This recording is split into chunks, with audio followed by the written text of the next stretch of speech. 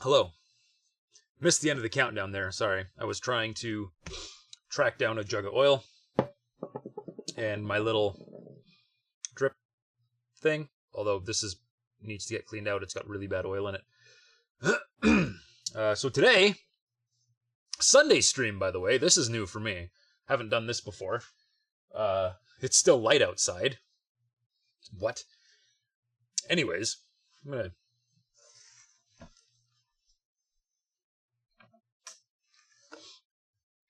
There, now I'm not bleached.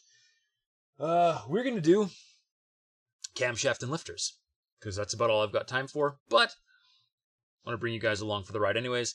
I have some oil. We're gonna lubricate it as we put it in. I've got a new camera angle. Hi. Thanks to a tripod, so you can actually see what I'm doing on the front of the motor now, which is nice. I'm just gonna go get a waste bucket for what's currently in here, and then we will get going. Stand by.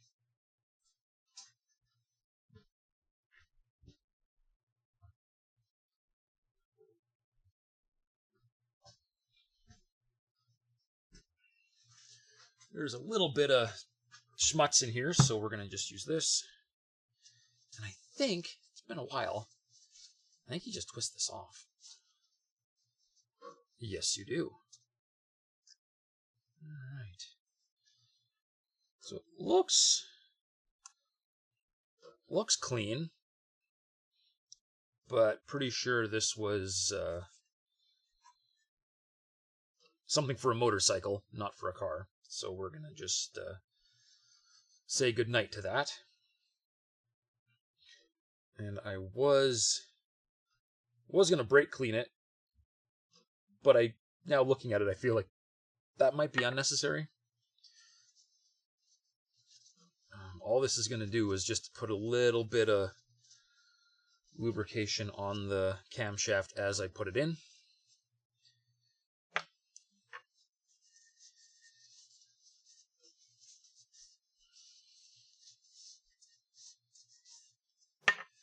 And just like every other time I've talked, I don't actually know what I'm doing.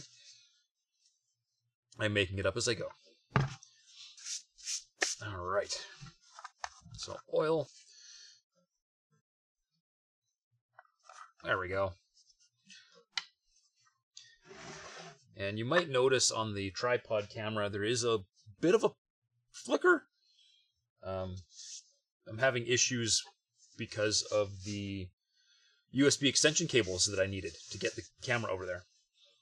So it's not happy with me, but for the most part it's okay, so we're going to deal with it.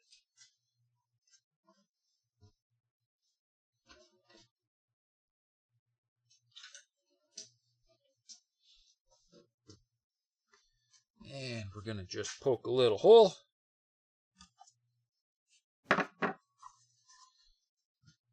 And fill up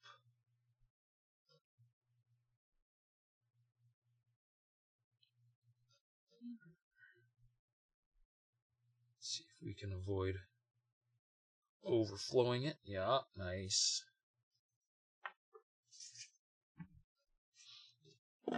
That didn't even need the brake clean.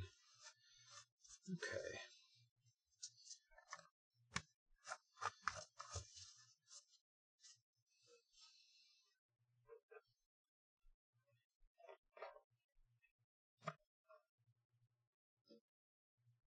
This can go away.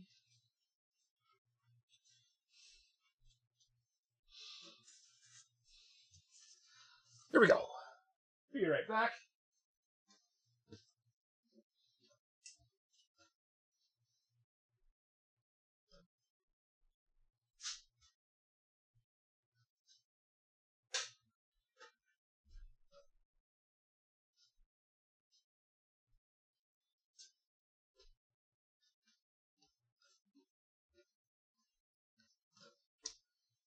Okay. I can lose the bin.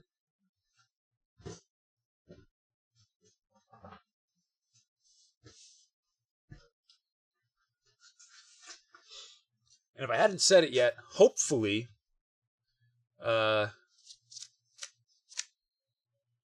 when everything is said and done and back in the truck and this all goes to YouTube, there will be an edit that speeds this up.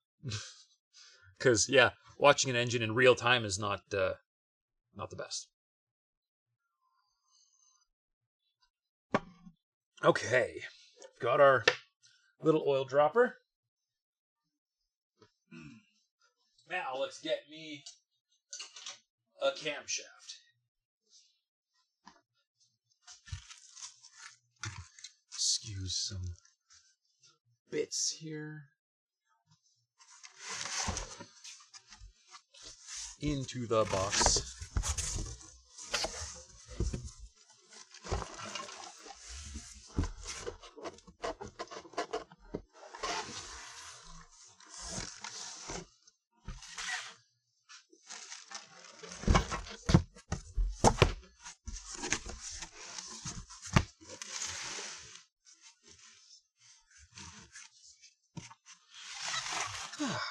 Here we go.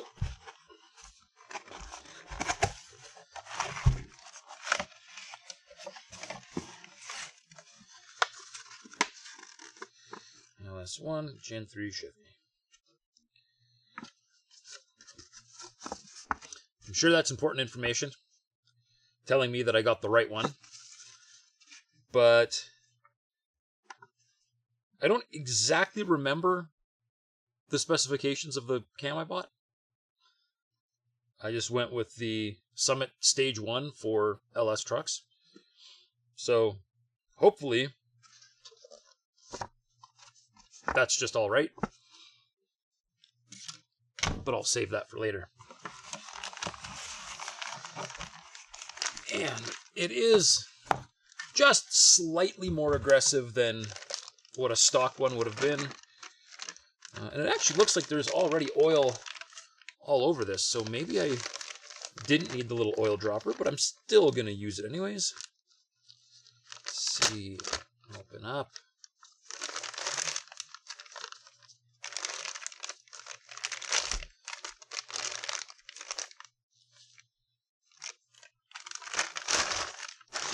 Oh, so pretty. Look at that. All right. 1 second. Oh.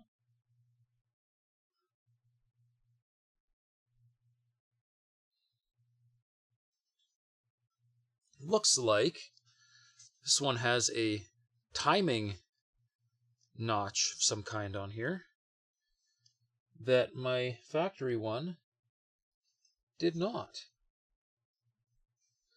Also noticing there's some bits of goobers or something stuck to this bearing surface. What are you? You can see. Hey, Nolan! I was not expecting to see you. It's really, really early for you. How you doing? Yeah, it's not my normal stream time for sure. I am streaming when I have time to be in the garage. It's 9 p.m. Oh! This is almost a reasonable stream time for you then, hey?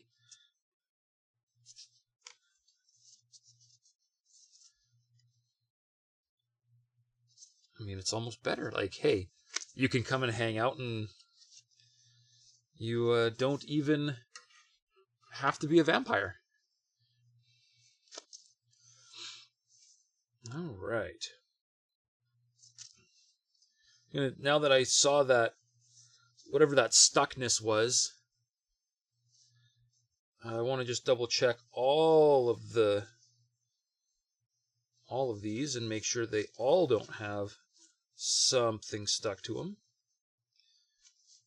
Reasonable enough that I am the third stream you have open. I don't know how people manage to watch more than one stream at a time. I would not be able to pay attention.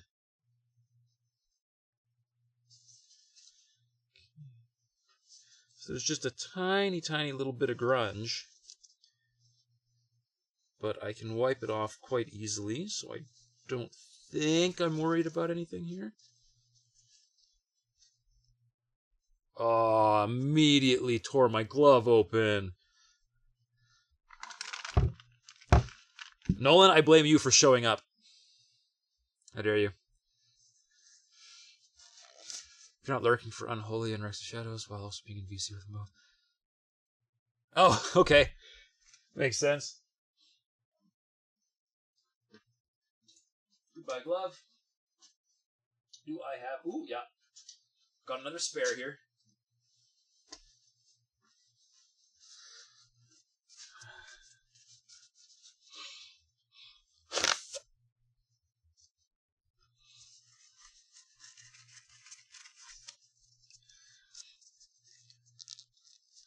Alright, let's see if we can manage this.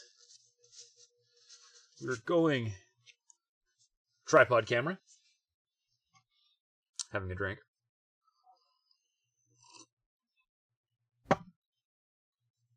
Grabbing a camshaft. Grabbing the oil. Let's see if we can do this. Okay, so we're going to start... Actually, let's... No. I was going to turn on a light, but actually I think if I don't turn on a light, it will be better. Because it might mess up the exposure on the camera. So we are going to just get this thing giving us oil. There we go.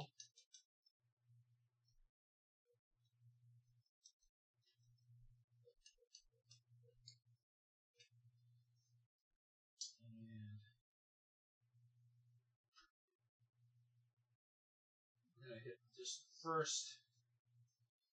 Bearings are going to be the most important part, but we'll put a little bit of oil on everything here.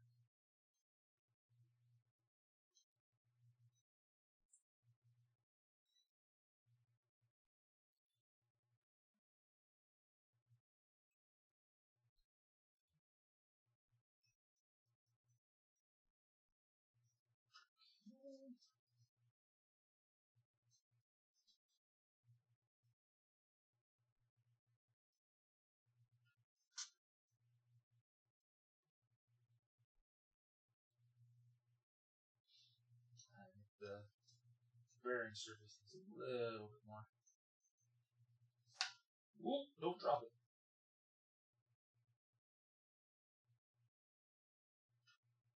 Alright, here we go. First part's going to be pretty easy. Should not knock any of the lobes. Okay. Alright, we're somewhat in here, so now I can just keep moving along.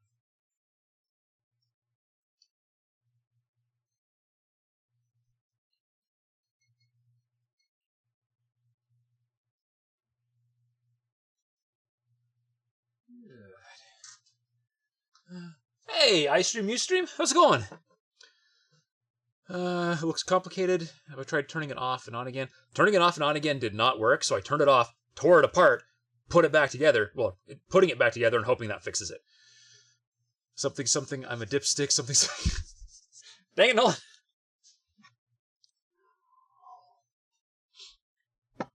Yeah, that's how you fix stuff, right? You take it apart and put it back together. That's what I'm counting on. Alright. Let's get ourselves up to the next one here.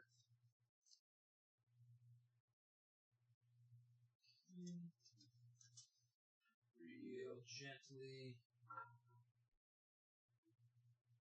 out.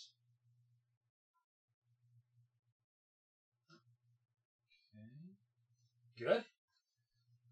Most of the way there.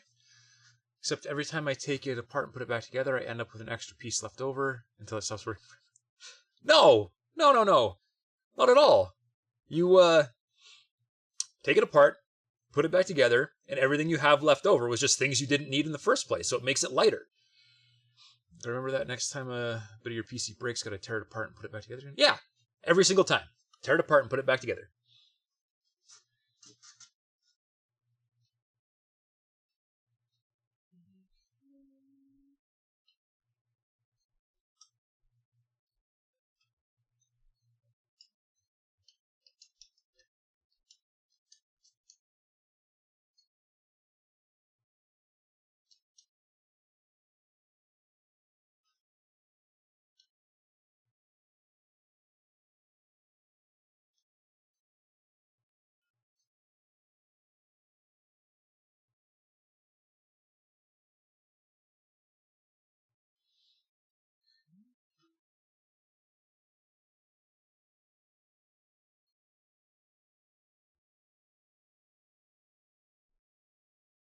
Alright.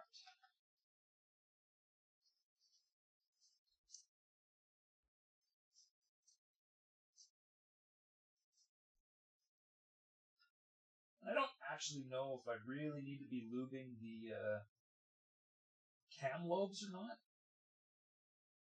because they aren't immediately pressing on anything here, but thought I would anyways. Okay, now this is going to start getting difficult because I'm running out of leverage here.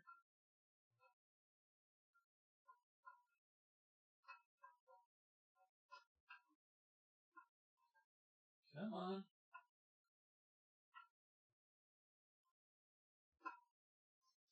Can I reach it yet? Nope, can't reach it through the back yet. Oh, there we go. There we go. Nice. Last one. And now I should be able to get my hand in here. Back side as well.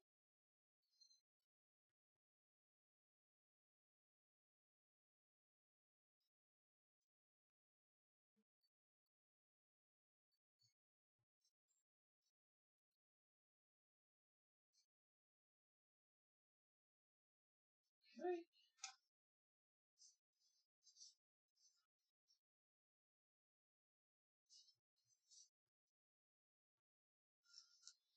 And here comes the last one.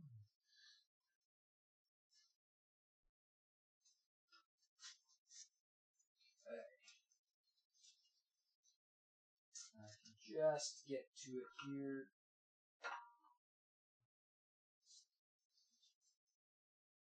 And back side.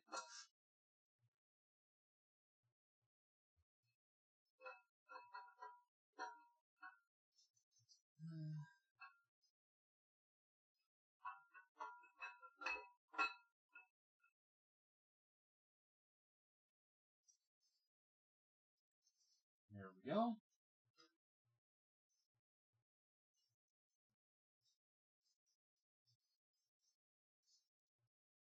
Okay, might need to get the gear on it so I can give it a little bit of a spin and see if it feels okay, but I think that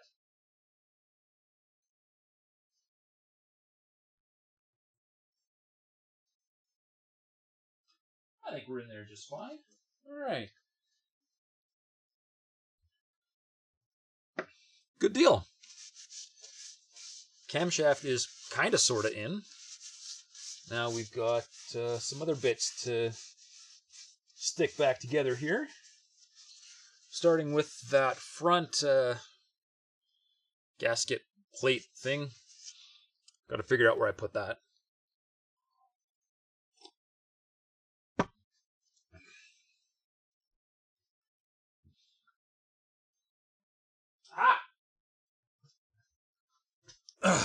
It's in the box. Is it going to work ever again? I sincerely hope so, because I really need this truck. And I've spent a lot of money on parts to do this job.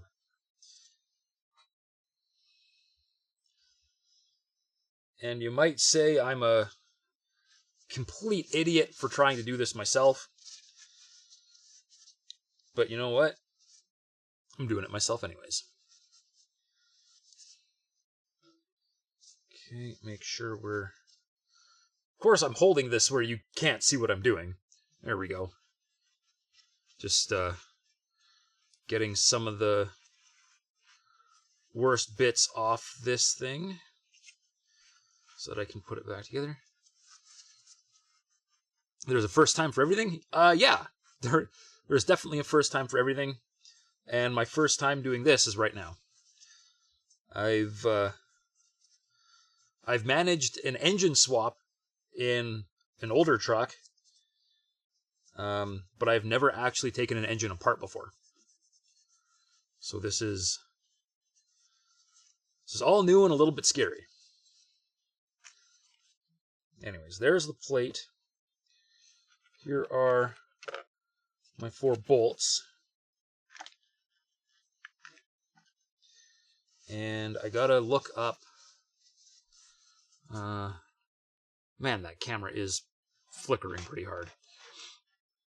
Gotta just jump on the old internet here and see if I can find... let's see, restore previous session. There we go. Complete LS1 engine torque specs. Camshaft retainer bolts. Torx head, 11 foot-pounds. Okay, that's pretty weak. But you'd think I'd be able to do that in my head, but no, I can't. So 11 foot-pounds in inch-pounds is 132 inch-pounds. So I'm going to put this plate on and torque it to 100 and... what did I just say? 132. Excuse me, 132 inch-pounds. Okay. I think it was a T30. I think that's where the T30, I think these were...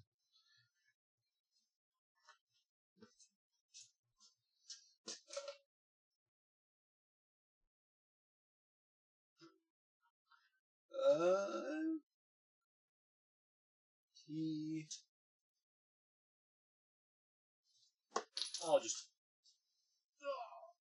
throw that on the floor. That's good. T40, I was wrong. Okay. That's good. That's good. Got that.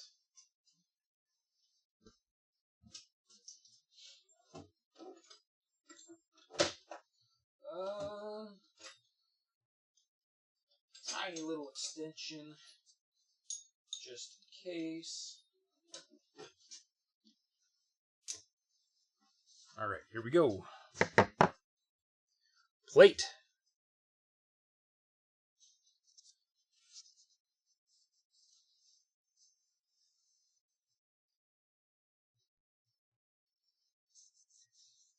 This looks okay.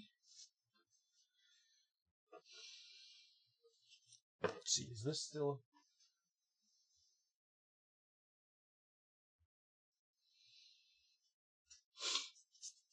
Here we go.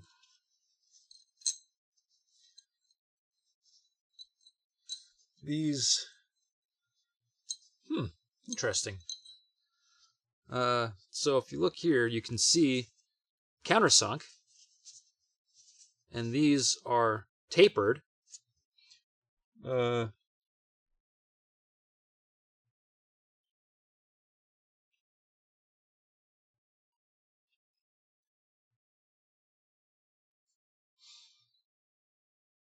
My switch camera scene thing button is not working. Hey, Rob Dog? What's up, Frost? What is that going into?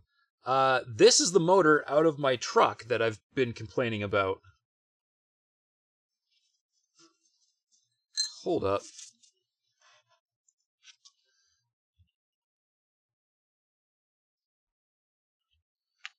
Okay, something broke here, and my scene switching macro is not scene switching.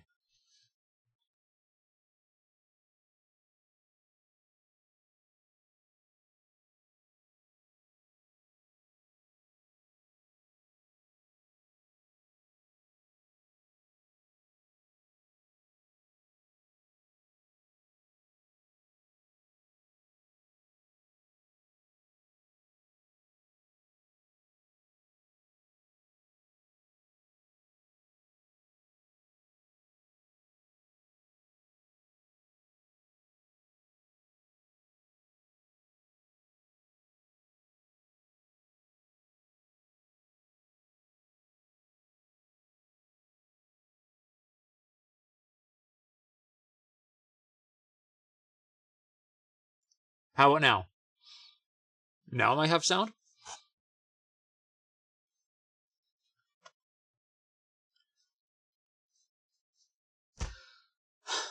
I don't understand what's wrong with OBS. I really don't. I've been using this setup, like not this exact setup, but it's the OBS WebSocket thing that's keeps breaking. It's driving me nuts. So it's probably going to keep crashing. I'm going to have to just deal with it. It crashed a lot last time. Anyways, how are we doing? We were saying Rob Dog Handyman 3000 over there. I'm trying, yeah. It's a scary process. Anyways, what I was saying before I crashed. We've got tapered bits here, or countersunk, and tapered nuts, bolts.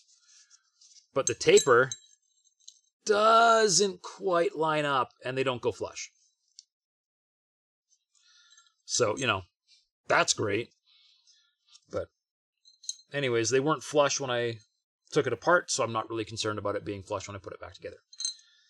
Okay, let's do this. Let's see if I crash OBS or not when I switch. Haha! We're still live. Good. All right, let's do this. I'm going to grab a little seat.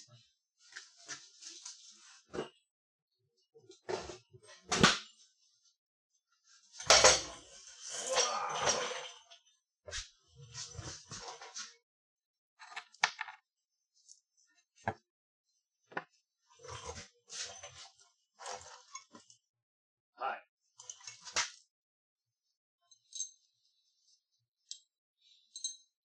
So we're going to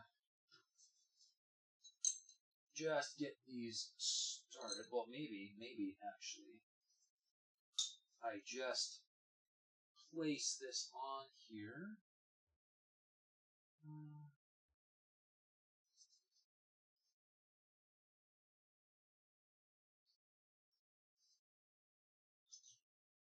I don't think this needs to be oil tight. But maybe I just wipe it off a little bit.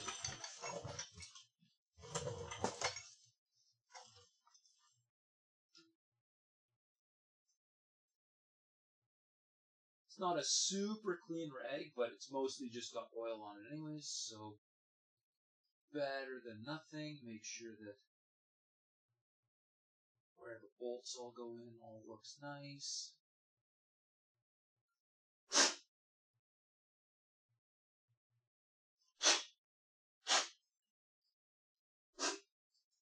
Alright. Good enough. Plate on. Hold on. I feel like that fit tighter on the old one.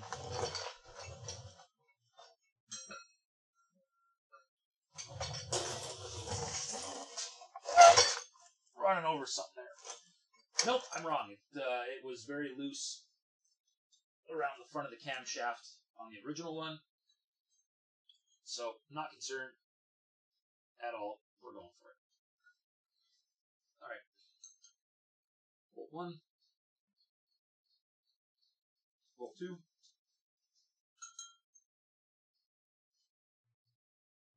Bolt 3.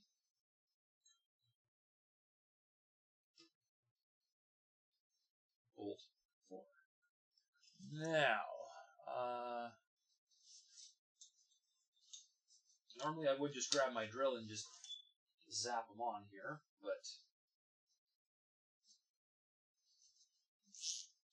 since I know they really don't take a lot of torque, I don't want to accidentally put too much torque on it with my electric drill. So by hand it is.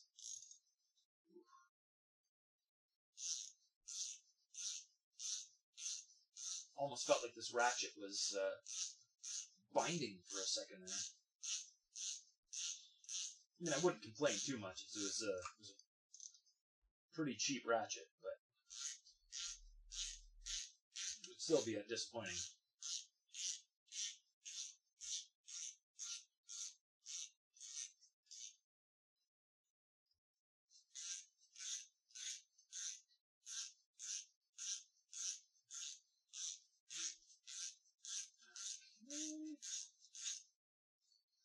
Alright, and we'll just take a quick look around the edge and make sure we're not a little cockeyed or anything.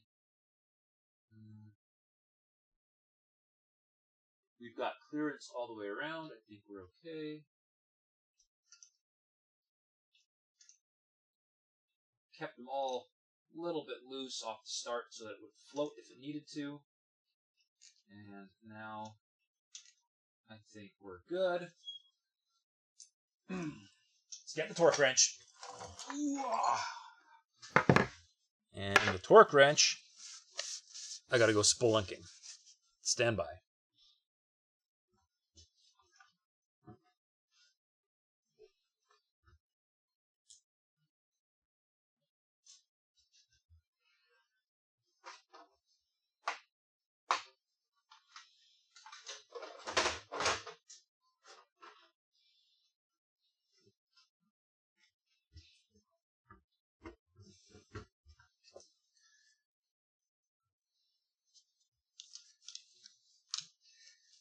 Okay, what did I say? 136, I think?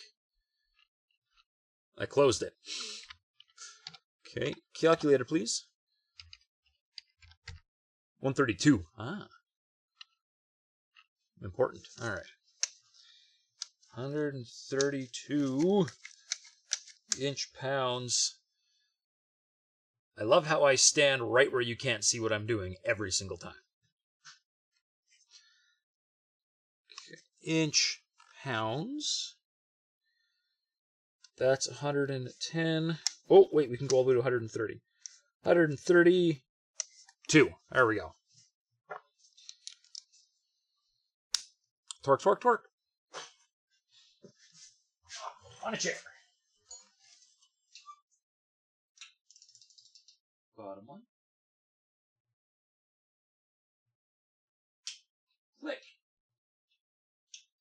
Top one. Click. Driver's side. Click. Passenger side. Click. Nice. All right.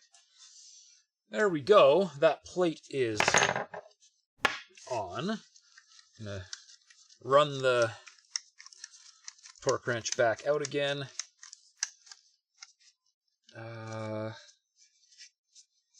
We need to put it away. I'm going to put it away just because.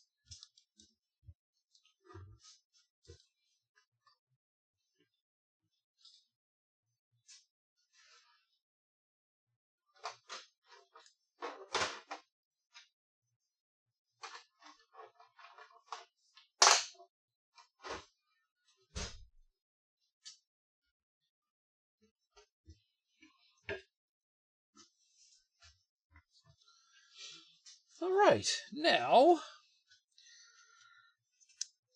I think the next thing that goes on is the timing chain guide. This thing. I think. And it goes like so.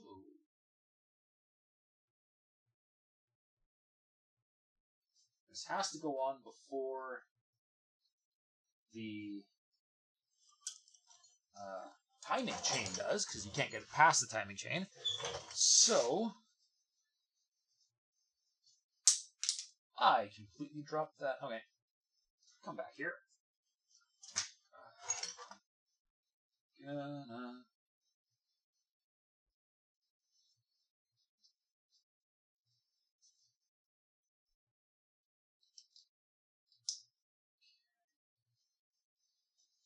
Gonna get these on, and then I'm going to check and see if it has a torque spec as well.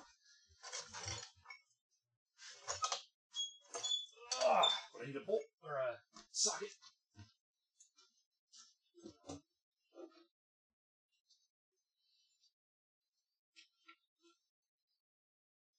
Okay.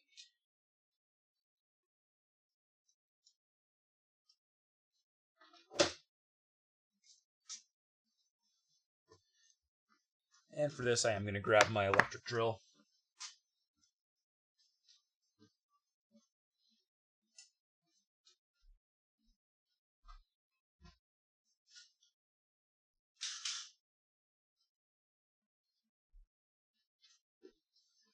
Still got some juice left in it. Okay.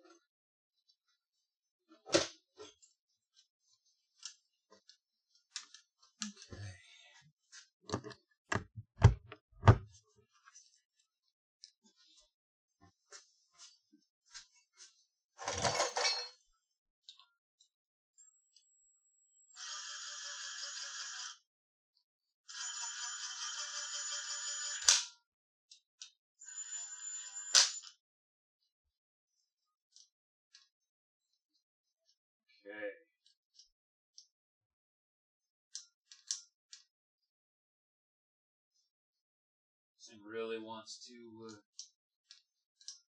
fall over. I don't think it can go in any other place. I think it has to go with this. Alright. Sure.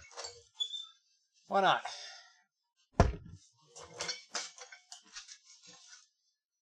Now we figure out where... Ooh. Don't push the cam out the back of the motor. That would be bad. Okay. Goodbye, camshaft box. Nice knowing you. Cam sprocket. Wait. Is there a torque spec for the timing chain guide? Whatever things.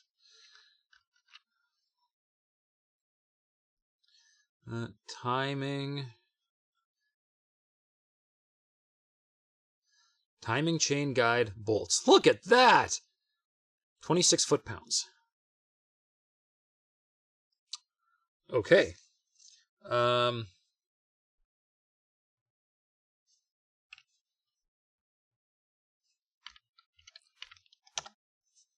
That's kind of in an awkward spot, I think. 312 inch-pounds.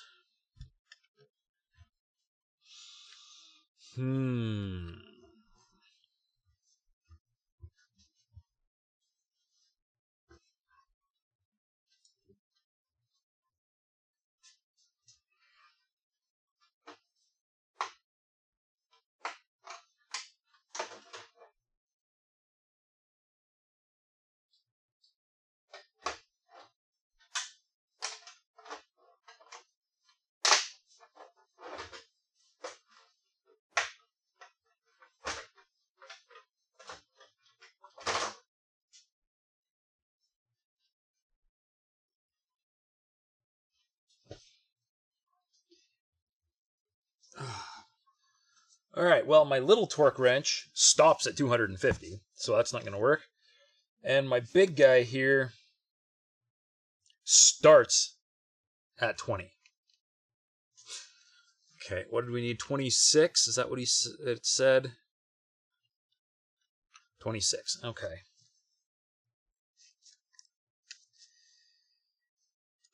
There's 26. Need a little adapter. Adapt down to a tiny little bolt.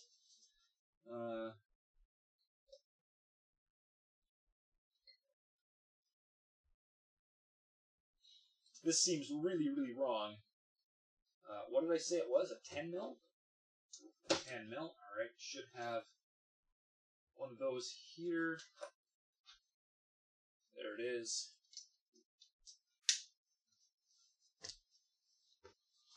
This just feels wrong. Giant wrench.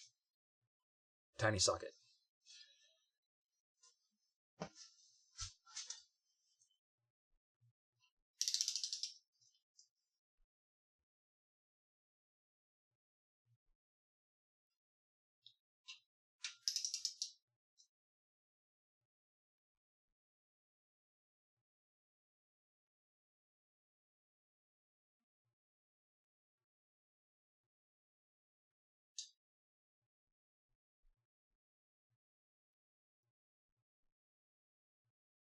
Feels wrong.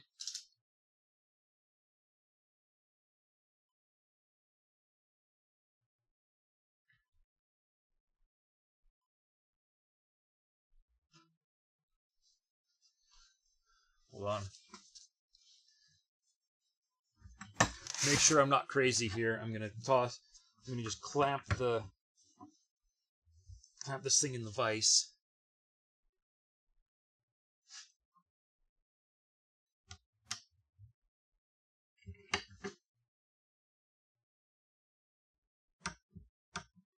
Okay.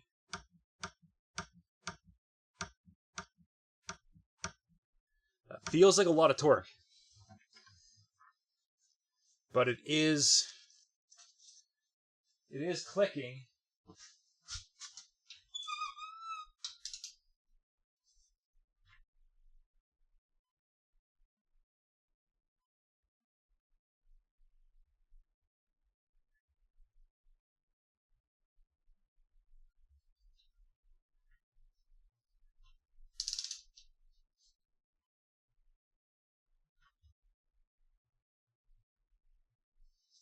No, this has me scared. I don't like this. I'm Googling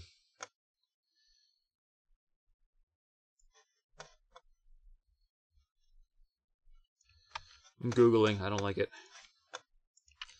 LS1 timing chain guide. Volt. Torque.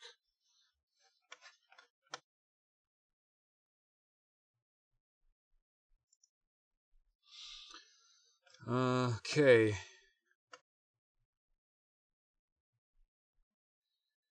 Okay, so that is for a trick flow replacement part.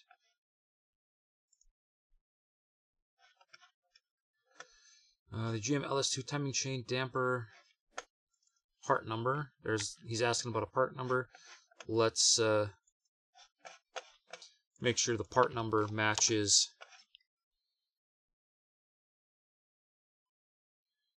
That is different than what I have.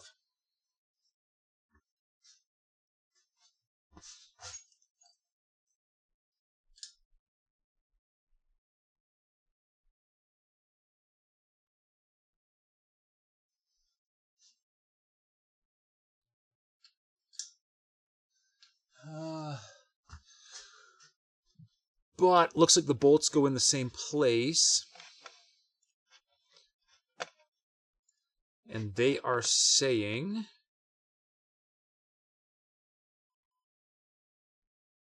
18 foot-pounds.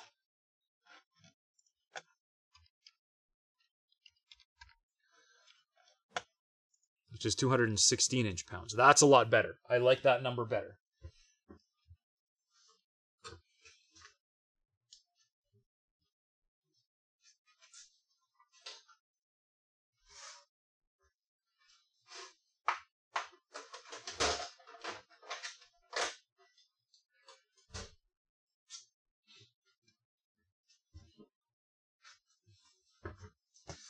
Alright, it's going to suck, obviously, if the timing chain damper comes apart in the front of my engine at speed, but I would much rather err on the side of caution and not over-torque these bolts. So, again, you can't see what I'm doing. 210, 216. Let's give that a try. It's going to feel way better.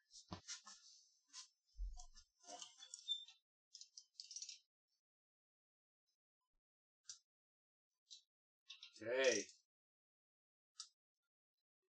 Over-torqued. Okay. Loosen them off.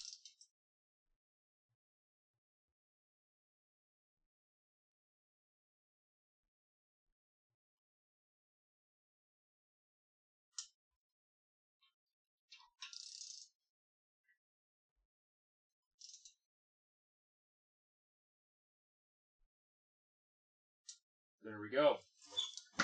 I like that better. I like that a lot better. We'll continue from there now. And of course, now I feel like I shouldn't be putting these torque wrenches away just in case.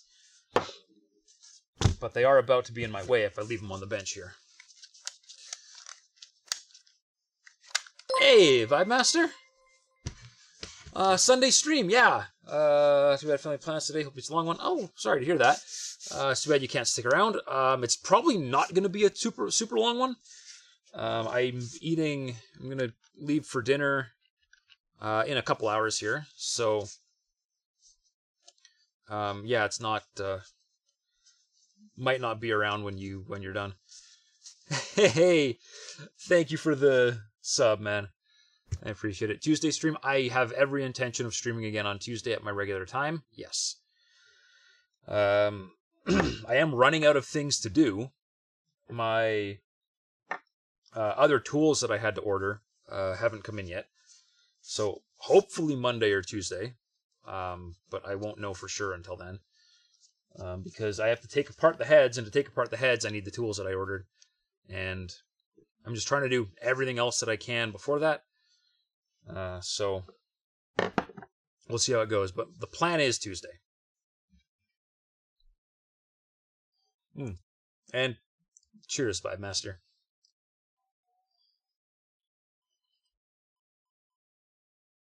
I do appreciate the subs. Okay. Get these torque wrenches out of my way.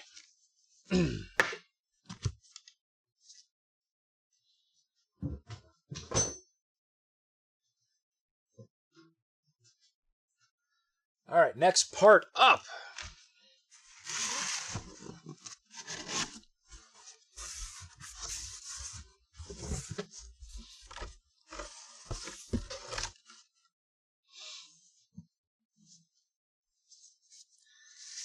Now, there we go. ARP.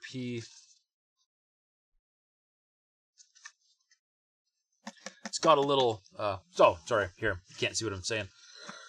Those are the bolts I'm going to need for the new gear. I'm hoping that tells me what the torque spec is going to be, because this is not standard equipment for an LS engine.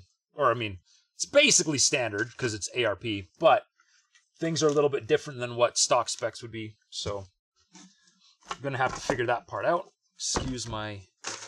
I'm going to just lose the computer. It doesn't need to be in this box.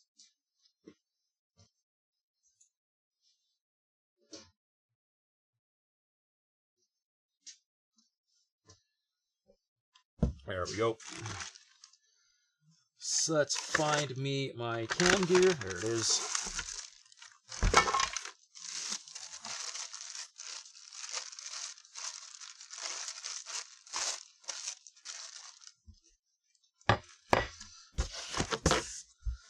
Actually, I'm going to grab my timing gear and my new timing chain at the same time.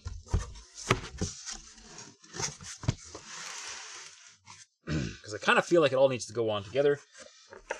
But I'm going to do a quick Google to see if I can see. I also need more coffee. Luckily, I came prepared with a thermos, so I can just refill my coffee mug right here.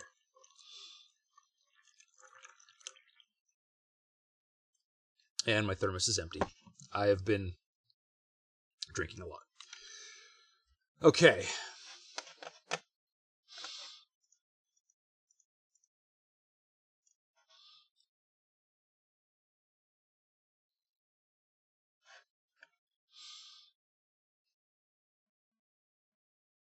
Yeah, this was the page about how to install a camshaft in an LS. Alright. That'll be good information for later. I don't know what... those pictures are interesting. They're different than...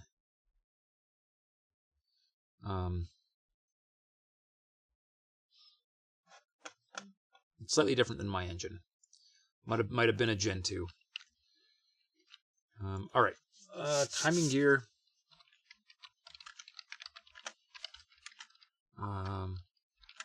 LS Gen 3. LS Tech has a video installing the crankshaft timing gear. Perfect. We're going to just sit and watch that. I don't have a scene set up to present my desktop here for you, so unfortunately you guys are not going to be able to see. Hey guys, welcome to this edition of stream. Garage. I also don't have any speakers on this, so I can't actually listen to it.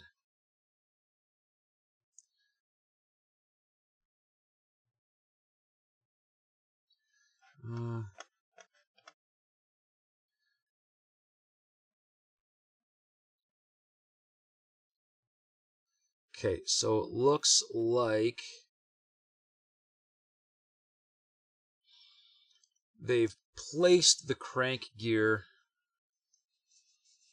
on and have a set of washers and a giant bolt and are using the old crank gear to press the new one on. Okay.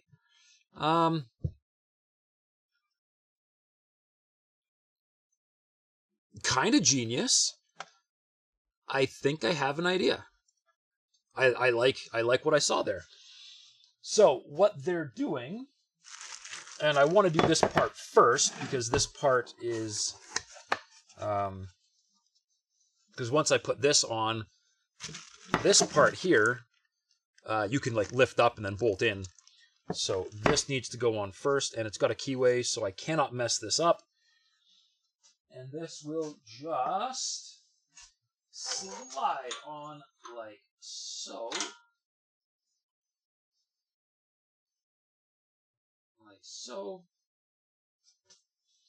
Then I need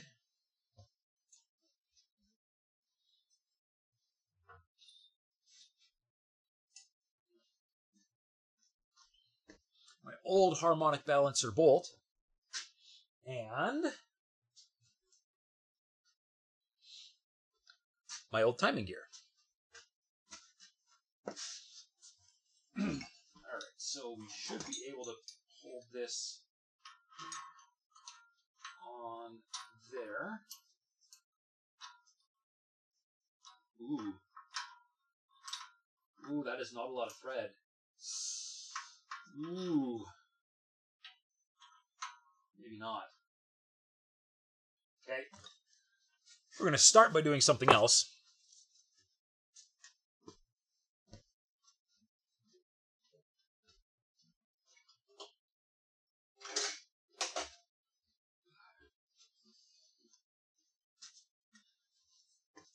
Ugh, got myself a dead blow hammer.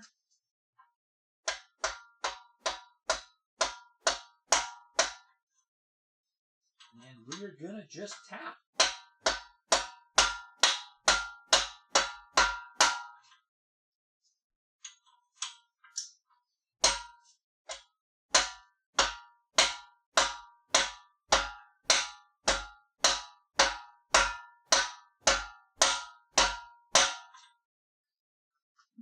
Okay.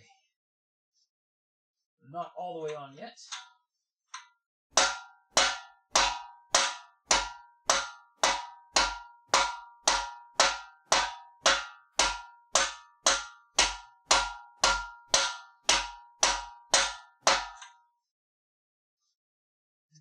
Okay.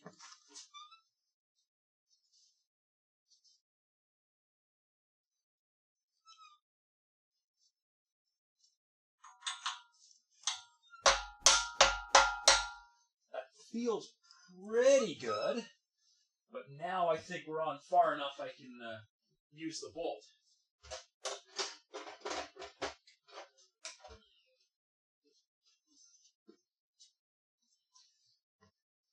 And we're gonna impact this thing on. So see, air is already on.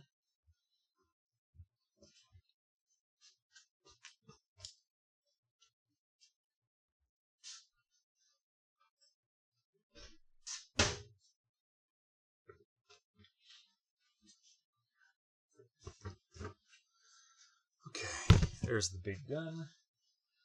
Where did I set my bolt? There's my bolt.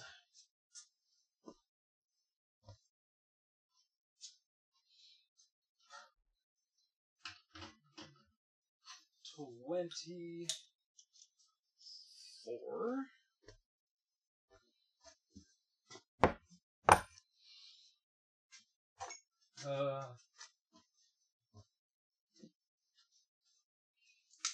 Ear protection.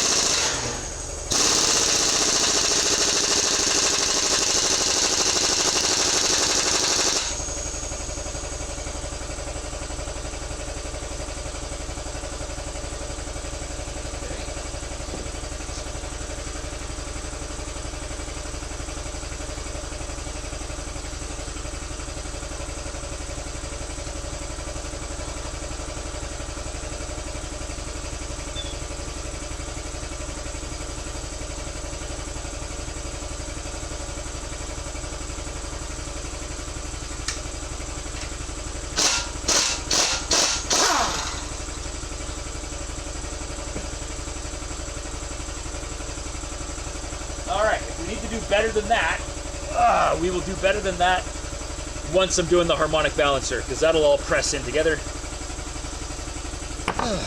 Thank you, old timing gear.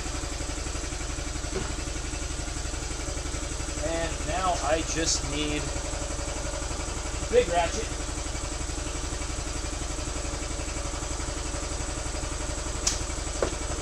So that I can make sure I line that up properly, because it is a little bit off center.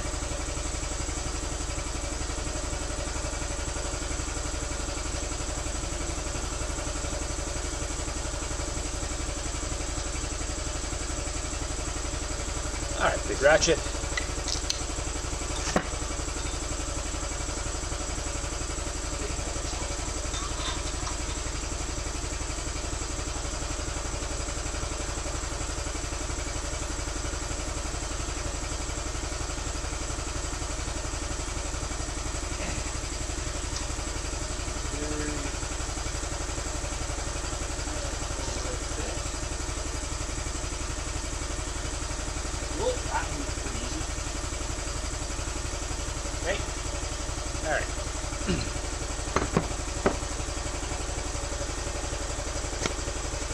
Timing gear done. Use that in the box, and let's get these open.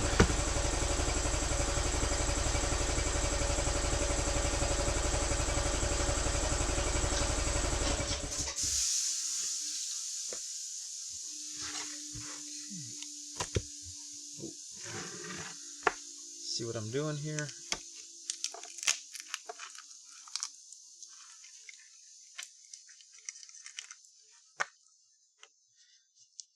There's our 3 bolts.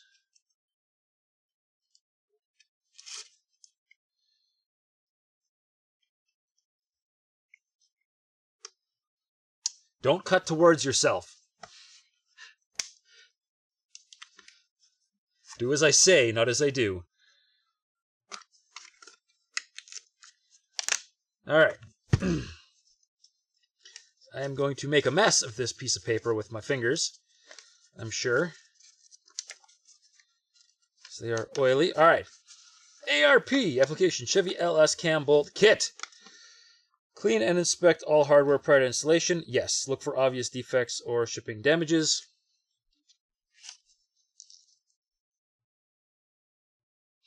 Bolts look good.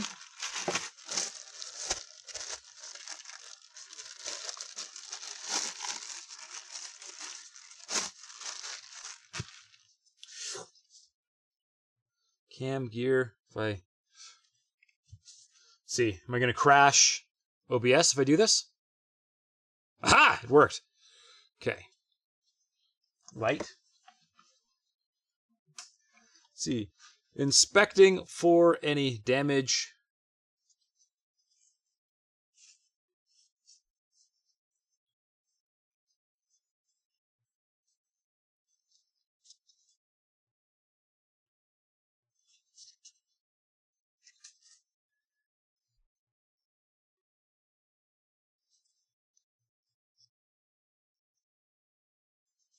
Well, you know,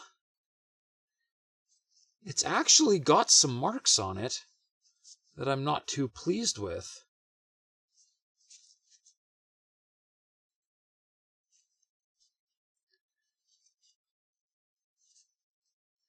I might take a file to the worst of it. Just to get that little burr off there. Maybe that little burr off there. But the teeth do all look good.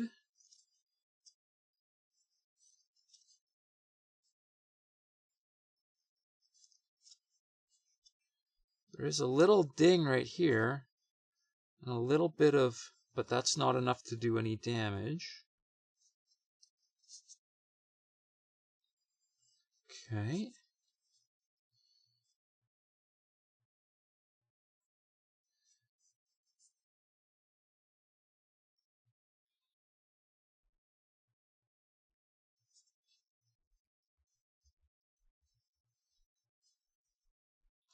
All right.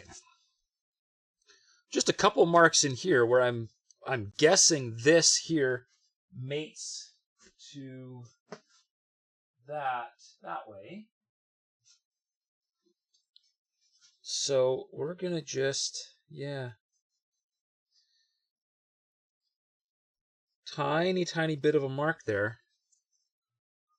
Not impressed. Not impressed, genuine GM part. The heck? Alright. I do have a sanding table. But I'm going to get a block and some real fine sandpaper. See if I can just not... I mean, maybe it's fine.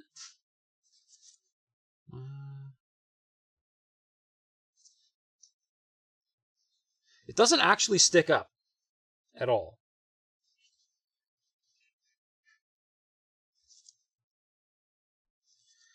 Like, there are no burrs. I think that's going to be a key here. So, if I line this up on the pin here,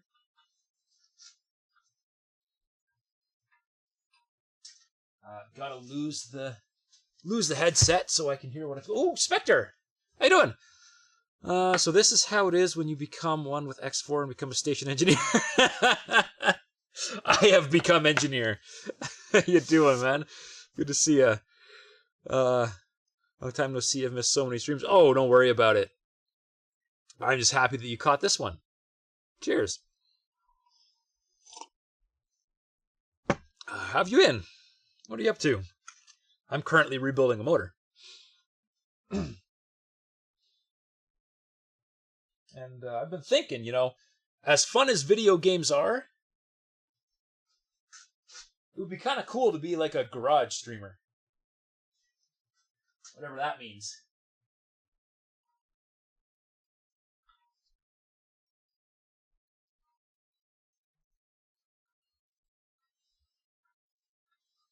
Alright.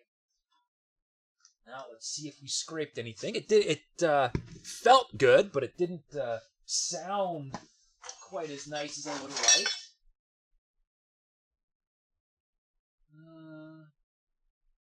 There's actually a little bit of uneven wear on this plate anyways. So, hard to say.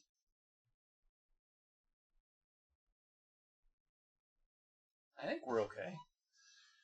Indeed, cheers. Oh, you're good. Thanks for asking. Hope all is well. With me also? Oh, yeah. Things are going great. I'm feeling a little bit behind on the motor. This whole thing would have gone a lot faster if I wasn't trying to produce something here. But all in all, it's been pretty good. I'm really, really looking forward to being done and having my truck back. All right, so let's go back to our instructions here. Look for obvious defects or shipping damages. I did. Call their number with any questions or issues. Okay, but that's on these parts, not the genuine GM part that I actually think I'm not happy with. But we're going to use it anyways. To ensure proper engagement and accurate torque readings, clean the female threads. Okay, I will. I mean, they're going into a brand new, part, so I don't think that'll be an issue. But I'll do that anyways. I'll blow those out.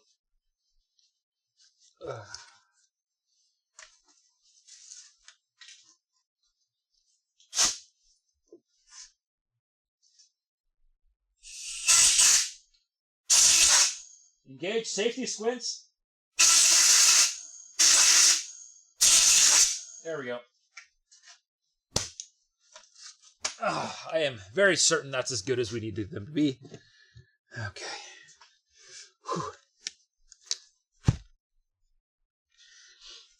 Okay. Lubricate the bolt threads and underside of the bolt head with ARP Ultra Torque Fastener Assembly Lubricant. They did not give me that when I ordered these, so I'm not going to do that. But I can put a little bit of oil on it. That should work, right? And then torque to 25 foot-pounds. And that is a scary number, because that's right in between my two torque wrenches. Yeah, 300 inch-pounds. I can't pull that off. Okay. All right, there are the bolts. I've got that. I have timing chain. We'll lay this on here. So we go inside there, outside here, and up.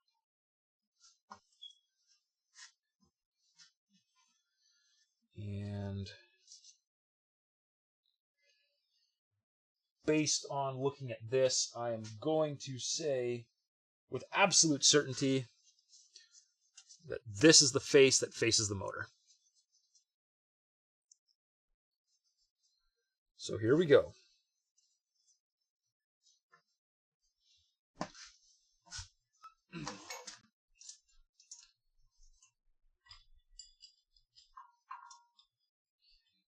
Timing chain on and lining up. Ooh, hold on.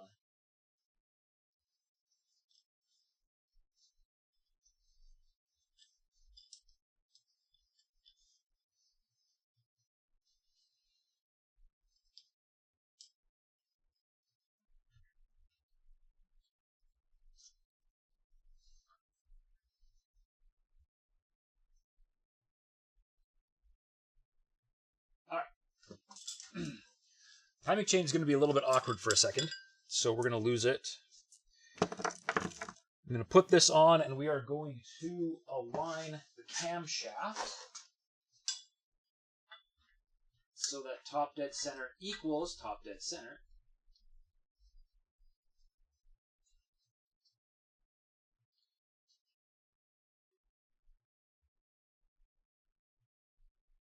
Should be right about there.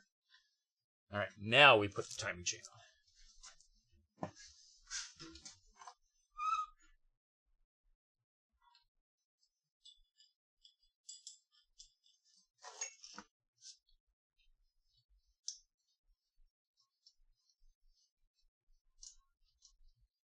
Timing chain.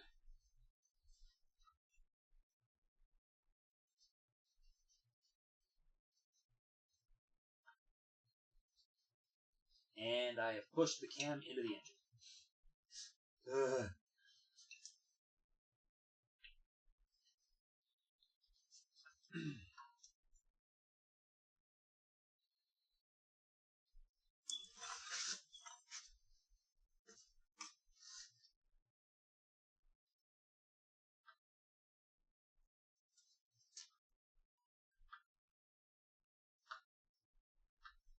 line up.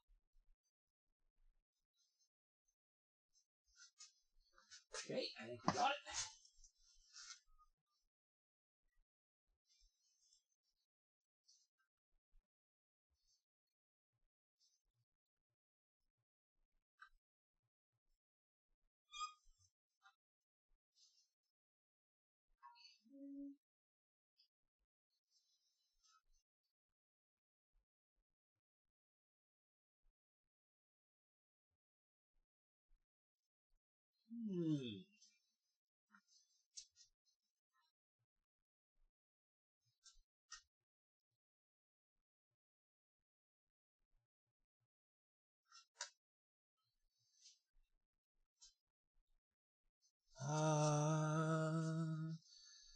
Interesting.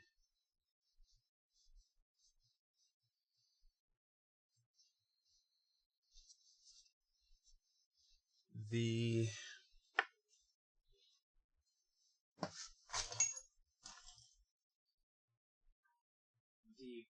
openings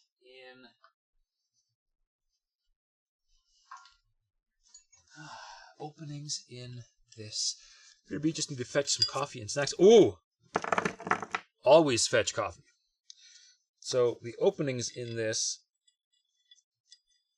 are bigger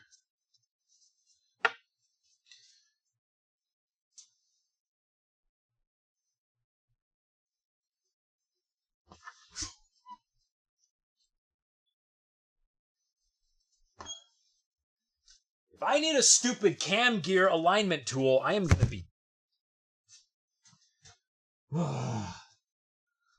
Let's see, this is the bolt. Okay. This bolt will not... No. I'm not happy.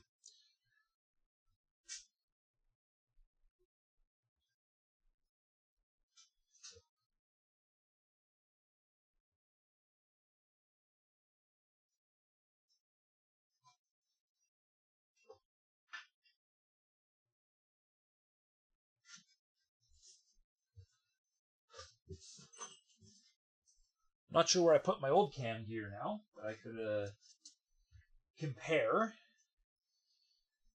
But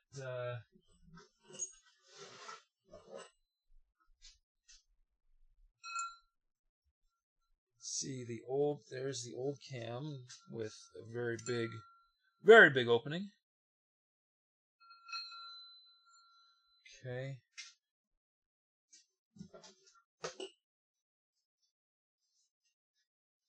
Where did I put the old cam gear?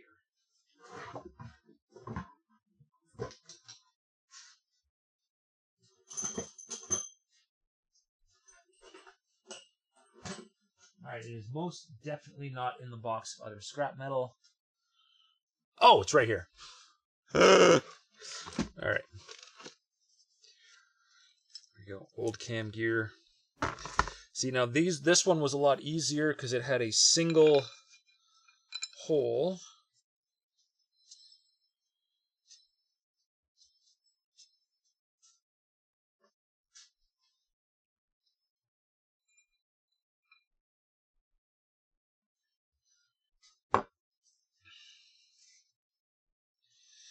And it also had a much more pronounced indent here. See, that's as far forward as that will go.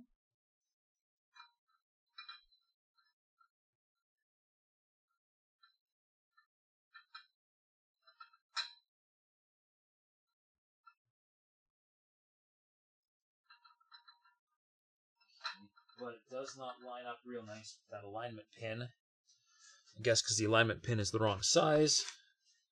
That's okay. Let's see if I...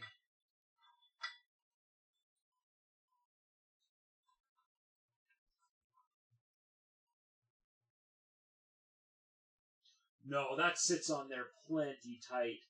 That lines up real nice. No. Nope, we're okay. We're okay.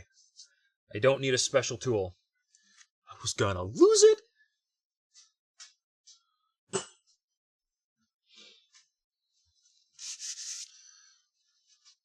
Welcome back. You missed me freaking out.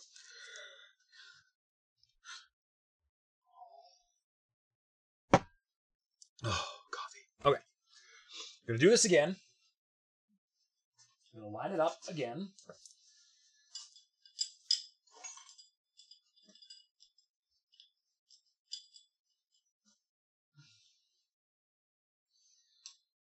And it's gonna line up. Oh, wait. No. Okay, gotta make sure I actually get the chain. Ooh, don't drop it. That would be so bad. Okay.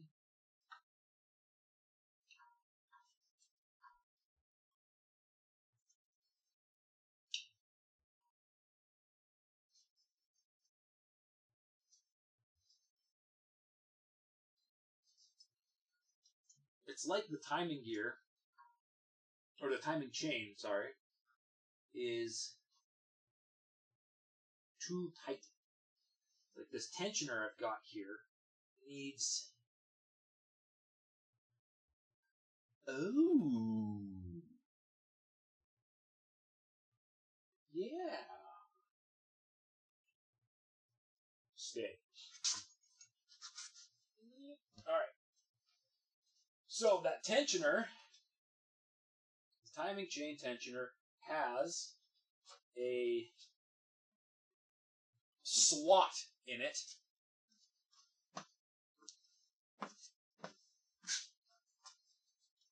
Up here. You can see, let me just check and make sure you can see. Oh! What am I doing? Okay, do not crash, OBS. Good, there we go. That's what I needed. I'm a special... Wow, Nolan, I can really feel the love. Can you get a replay of it? If you hit the clip button and, like, rewind, you might.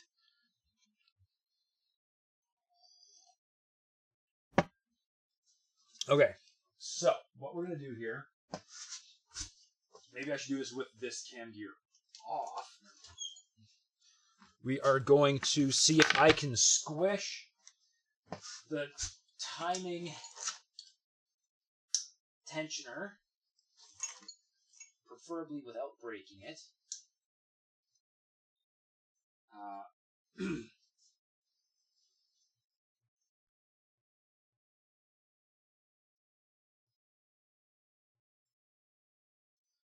Oh, yeah, it's got a piece of steel in here. Okay. And the piece of steel actually looks like it's migrating slightly. I might want to try and fix that. Can't you just? No. Absolutely. I don't know. Words. Alright, we're going to see if I can adjust this little piece of steel in here without also breaking my tensioner. I'm going to just gently grab the edge. Oh yeah, that's working beautifully. Just gently grab the edge and clamp. If I can make sure you can see, just.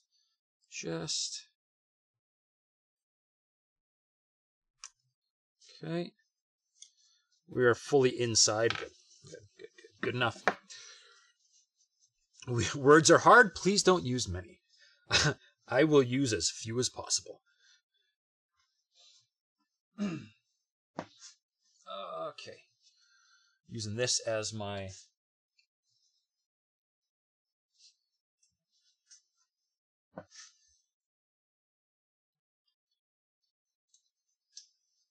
Alright, we're going to see... I've got a pair of channel locks somewhere that I can put some pressure on this with.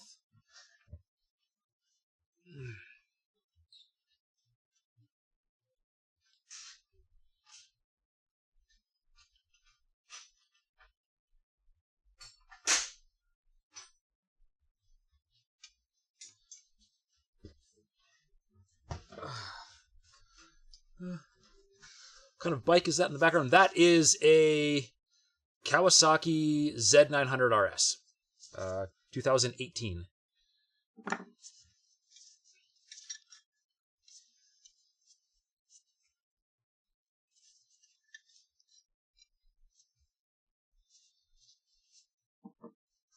Now I want to shove a rag on these pliers. Nice. Thank you.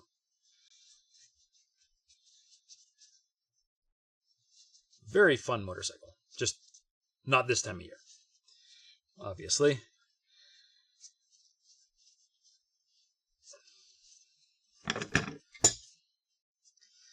Okay. Lots of padding with a rag to hopefully not damage that nylon surface there. Let's see if we can do this. So first, let's make sure. Yep, okay. Shove a giant rag in here like this.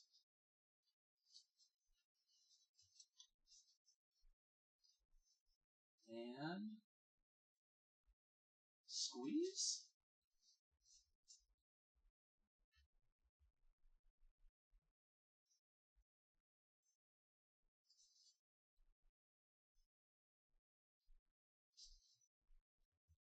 Yes! Look at that. All right. That was a success. I've been playing any games of late, or has it all been going into the car?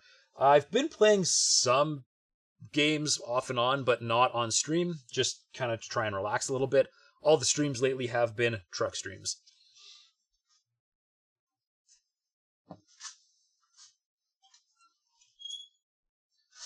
And I've pushed the cam through.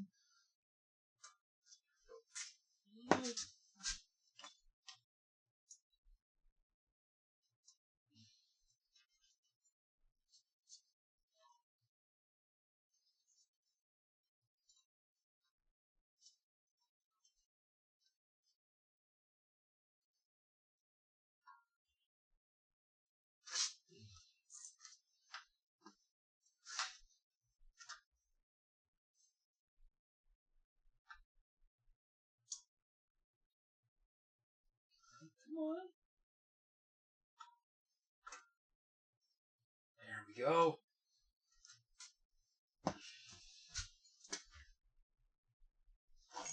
That looks on beautifully. I cannot twist this by hand to get it to line up, but we're slightly cockeyed. Let's see if I can. I might have to spin it all the way around, because I do not believe if I. Nope, comes loose. All right, so we're gonna go all the way around, see if it comes back and lines up real nice. Let's go. And hopefully the cam gear does not fall off.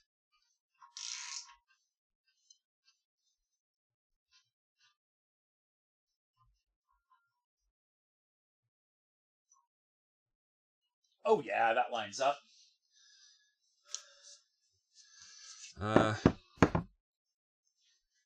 Okay, so real quick, I will. No, this is a pretty nice tripod this is sitting on. I don't really want to pick it up. I might have to just take my word for it, but there's a dot right there, and there's a dot right here, and they are lining up, and because they are lining up, it's right. So we should be able to let's get these bolts started.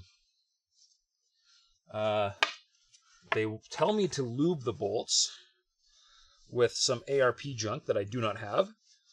So I will just use oil.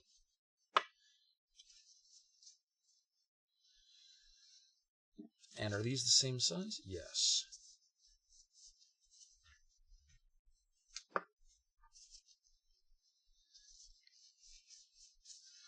You understand, it is important to also relax and do other things. Also part of time. You've been going bananas in Star Citizen. I really wanted to jump into Star Citizen, but the timing just did not work for me, unfortunately. With that free flight, you did get some new ships, melted a cap ship, and lots of other ships, and also put a bunch of Stranded Alien Dawn, and some New World. Ooh. I'm not familiar with Stranded Alien Dawn. Or if I am, it's not ringing any bells at the moment. And New World, obviously, I know what New World is. Man, I really mungered up this this socket when I had it in the vise. It's actually kind of just trying to bite me here. I'll have to fix that. All right, we're going to run these in real gentle, just so that... I said I was going to put oil on them, didn't I? Is this the right thing to do? I have no idea.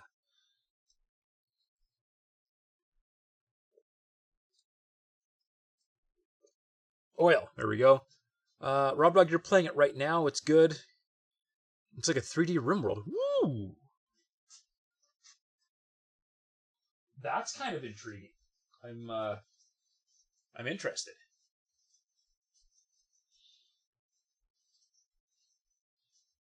I was playing...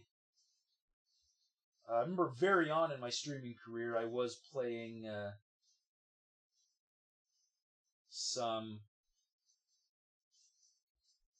This feels odd. It feels like it's binding. I was playing Genesis Alpha 1, which was an interesting experience. Okay. I know I'm not going to... I'm gonna just run these in real quick with the drill, just to say I just get them in there.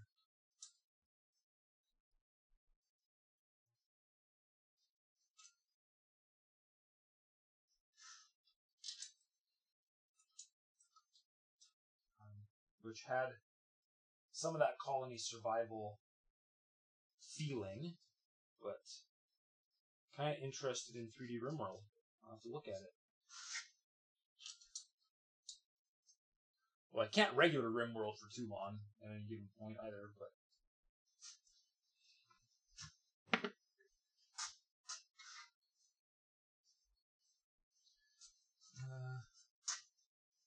It is a splendid survival strategy game. You have 4 survivors that survive a crash. You need to survive and make camp and research tech and stuff.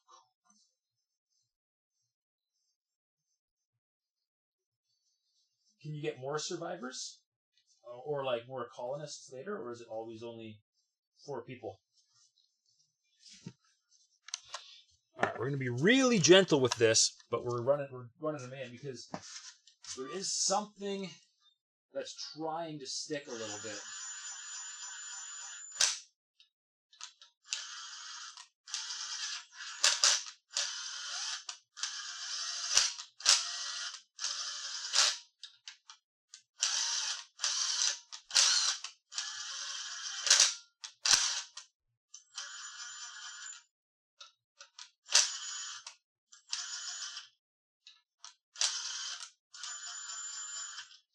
There we go.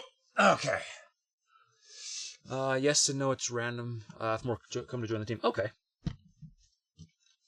So it is possible, but it's not, like, easy.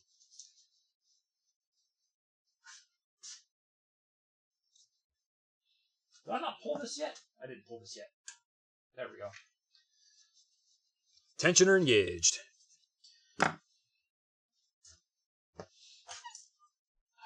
Looks good. All right, let's get our torque on here. Each map is seed based, so what happens is also tied to that. Ooh, yeah. Gotta love the procedural generation stuff. You know, I'm torn between procedural generation and fixed. There's obviously more replay value in procedural generation, but fixed map stuff, when you do find something cool, it feels more special. There are ways to get more people. Yes, gotcha. Okay, torque wrench. And I gotta go for the big guy because I cannot do 25 foot-pounds on my little one. But holy smokes, that is not a lot of twist on this. This is so overkill.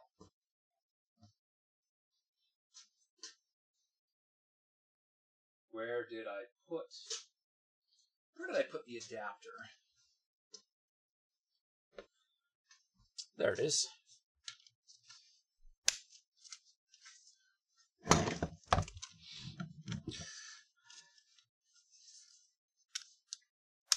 Done right, it is good. Done wrong, it is horrible. No Man's Sky in the early days. Yes! Yes, done right, it is really good. Done wrong, it is pathetic. Okay, so we're going to try torquing these and holding the crank from spinning at the same time. This could be interesting.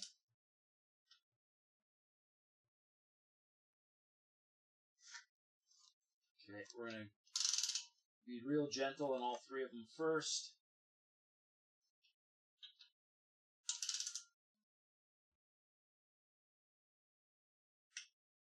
Okay, there's one. There's two. There's three. We're going to just go back and double check all of them again. Yep.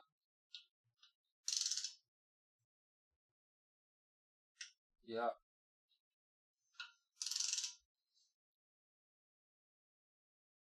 Yep. All right, there we go. 25 foot-pounds. Double check and make sure I do actually have it set to 25. Yes, I do. Okay. It's really tough on something this big to feel really certain about your torque rating when you're going that small, but I mean, this stuff is just right in between my two wrenches and there's not much I can do about it. Also check out Cosmeteer. I got the demo of Cosmeteer. I have not played it yet because, you know. Okay, what can I lose here? I can lose these.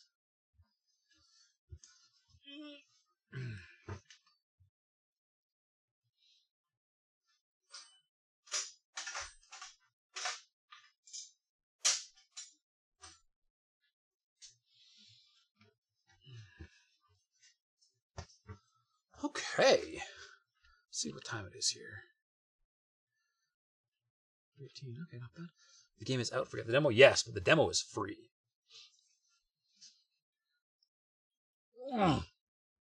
Goodbye, coffee. Okay, so now that we have... I can get rid of this again here.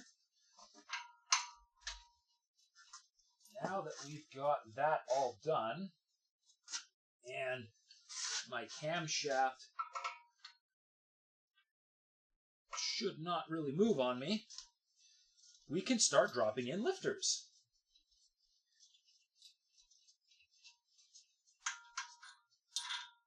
Okay. Whoop! I think I kicked my tripod.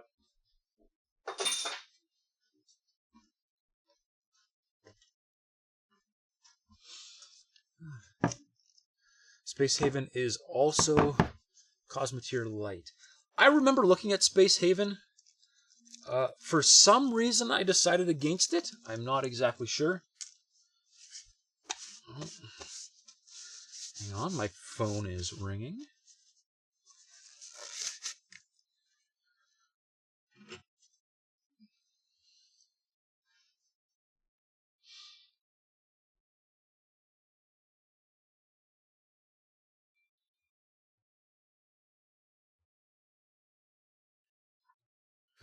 Not important, but I needed to check. All right, lifters and lifter trays. It's still in early access and not much yet, but it does have good potential. Space Haven is still in. Okay.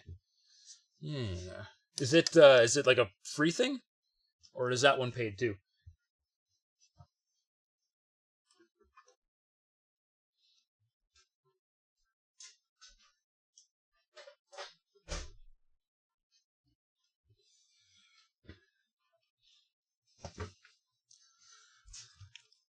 Paid.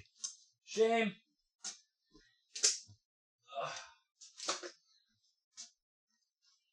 You can just about always entice me to try out something free, but yeah.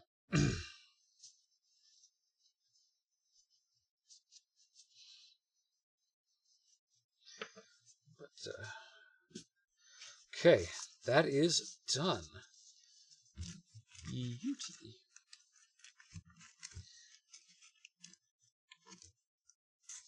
Using this, and some garbage here. And then we figure out lifters.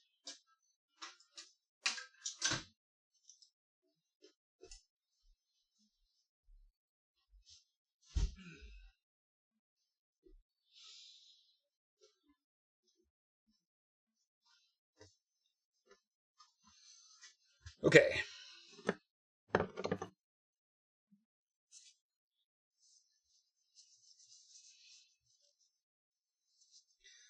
Lifters. And trays. Into my big box of stuff. Lifter trays. Lifters.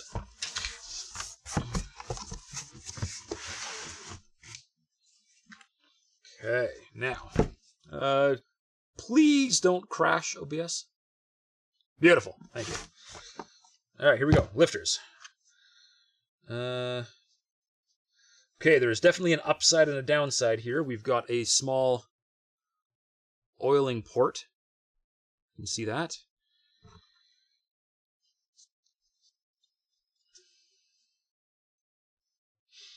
So, this, let me see.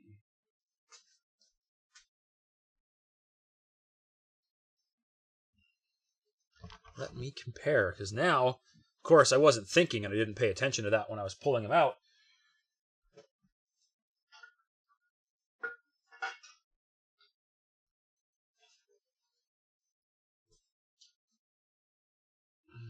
So here is an original lifter tray.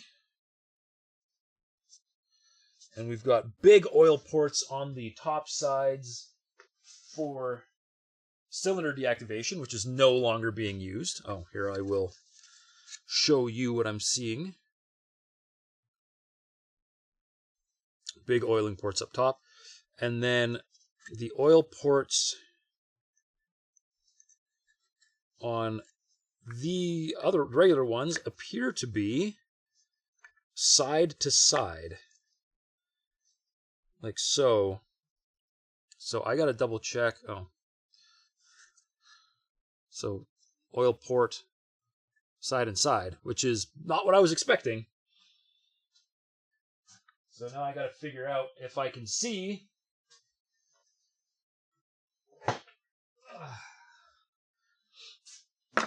And if I can't see, then I Google. Alright, so in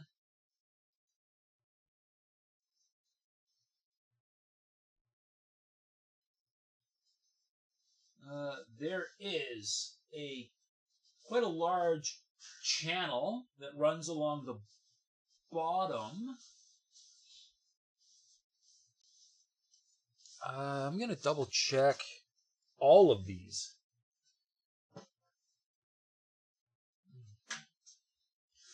Alright, so number 2, they're both facing one way.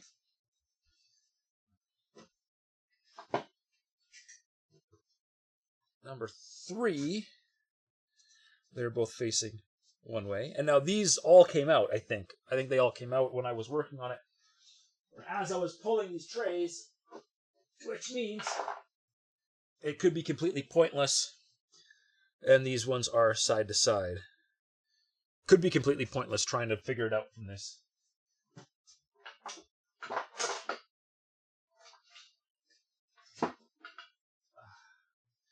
So I'm going to just ask Google here real quick. Come on, OBS, don't freeze. Okay. So bear with me here while I ask Google exactly how I line up a set of lifters. Actually, in my box of lifters here are instructions. Comp Cams saw fit to give me stickers! Hang on. Stand by. Gotta put the stickers somewhere safe.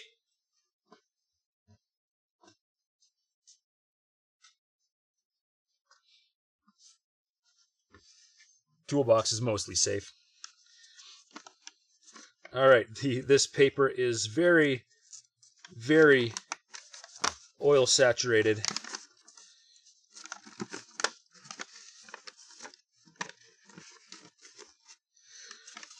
Okay, let's read. Thank you for choosing CompCam's products. We are proud to be your manufacturer of choice. Please read the instruction sheet carefully before installation and also take a moment to review the included limited warranty information. The following instructions came as paid off with stickers, called it. I love stickers, man! I don't know why. I just like them. Okay, the following instructions cover the correct procedures for installing CompCam's hydraulic rollers lifters. Before beginning installation, make sure your engine oil system is clean and free of sludge or other contaminants, such as silicon fragments. Sludge or contaminants in the oil system can cause premature failure of your new hydraulic lifters. The oil in that motor was very clean. I'm not worried. The hydraulic roller lifters can be used with adjustable and non-adjustable valve train setups. Mine is non-adjustable. Through various testing, you've discovered that the recommended lifter preload should be set half a turn of the wrench on the rocker arm adjusting nut past 0 lash for optimum performance. Okay. Preload is nice, but I'm a long way away from setting preload. Half turn of the wrench on the rocker arm adjusting nut past 0 lash. Okay.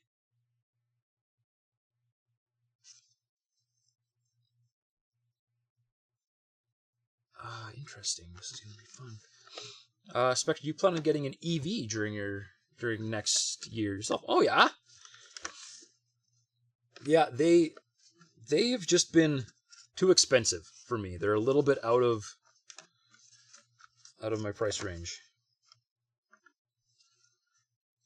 And I really like when things make noise, and EVs don't make a ton of noise, so I find the old school stuff just a little bit more satisfying. Remember, you live in EV Mechanori. Oh, right. Yeah, I'm still in the gigantic North America power place, but I mean Teslas are kicking ass everywhere, but yeah. For you, probably makes a lot of sense. You've probably got some pretty good incentives to buy them too. Where am I at here? Okay, so preload. We've discovered preload. Preload is for later. Remove the new CompCam lifter from the packaging. The lifters need to be cleaned with mineral spirits or parts washing solvent first. Okay, I can do that. Also check to ensure that the wheel rolls smoothly. Rollers may feel as though the wheels drag more than expected due to the grease packing for assembly and break-in. This is normal. The wheel needle bearings are pre-greased with special OE grease. While cleaning, be careful not to blow out this grease, for this is very vital to initial break-in period. Do not clean with aerosol cleaners, and do not allow the wheel to be spun by compressed air. Norway is 90% new cars is EV, 5% hybrids, and 5% petrol. Wow! That is a lot.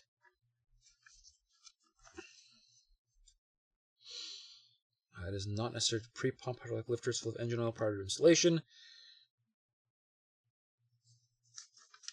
Okay.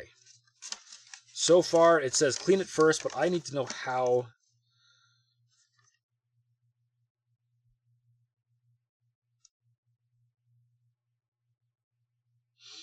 Okay, with your cam installed, done, simply place the prepped lifters into the lifter bores. If you are using hydraulic rollers with a link bar, pay close attention to which direction the link bar faces. The link bars on retrofit lifters should face the valley of the block. If the link bar has an arrow on it, make sure the arrow is pointing upwards. If your engine block was originally equipped with hydraulic rollers, make sure the lifter roller wheel is positioned to roll along the camshaft lobe. Failure to do so will result in camshaft damage. Yes, obviously.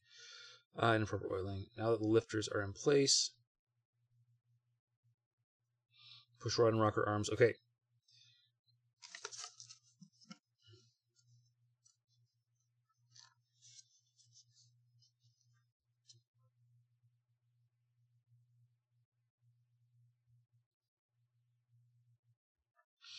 Okay, after the lifters are installed, this is important. After the lifters are installed, it is not recommended that the engine sit for a long period of time. Mine probably will. In an effort to help prevent the breakdown of the oil film, if this is a new engine build or your engine has not recently been run, be sure to prime the oil system before initial startup. This will ensure that your new lifters do not run dry while your oil pump is building pressure. Even with a primed oil system, it is not uncommon to hear slight noise from your new hydraulic lifters during the initial warm-up cycle or after the engine has sat for several days. Noise can last several minutes. During this time, the lifters are cycling oil and filling their reservoirs. No damage will occur as long as the RPM is kept below 3,500.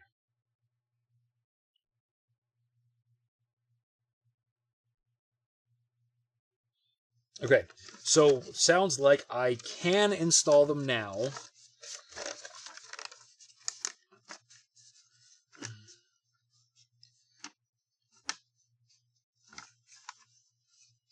And we just need to make sure we thoroughly prime the oil system before I start the engine. In 2025, it will be illegal to sell new petroleum cars. See, I don't know if I like that. I mean, I understand why they're doing it, but not a fan. I do agree that we need to be better, but outright making something like that illegal, I don't know. I mean, continue to increase emissions regulations if you need to, but outright banning just feels wrong. All things are subject to change. I know, but I don't like it.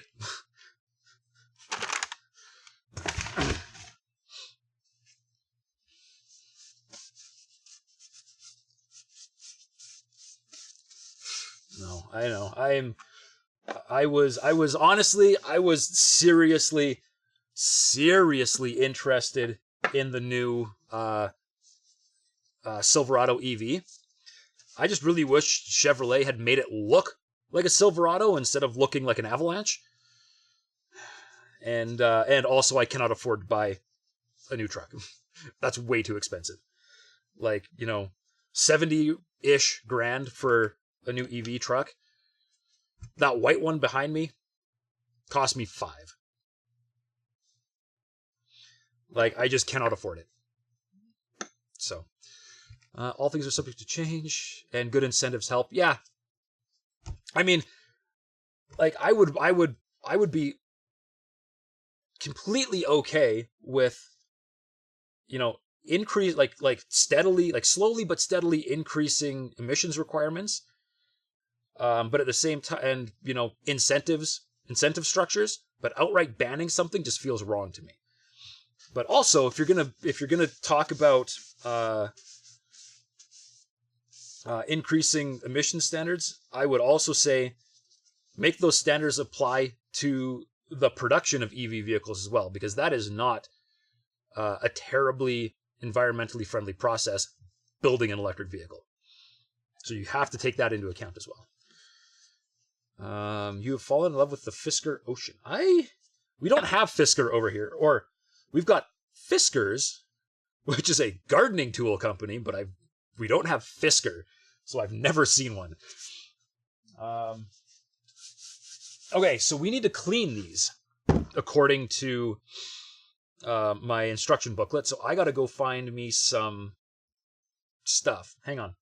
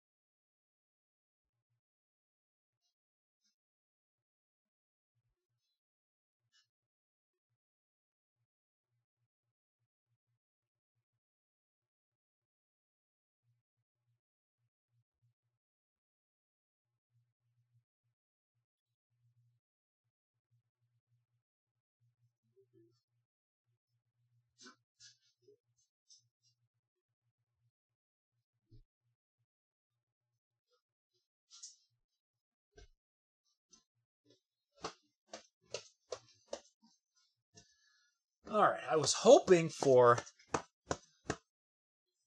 Varsol, but I don't have Varsol. So we're going to use some acetone.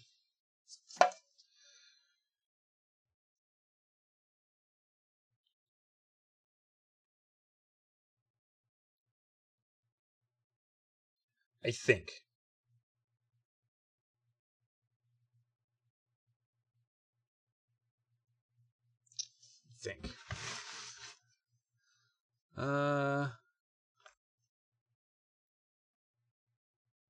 No one have brand new... Oh, Fisker is a brand new car company. Okay. Link didn't work. New link. All right, let's check this out. I can't show you guys, but... Oh, yeah. That doesn't look too bad. It's, not really my style, but not too bad. Gotta say. Cool. Yeah, it looks all right. Okay. Can you substitute acetone for mineral spirits?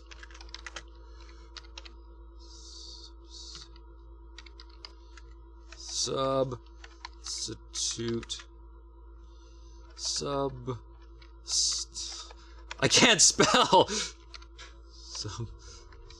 Substitute acetone for... Can you use acetone instead of mineral spirits? No. Okay.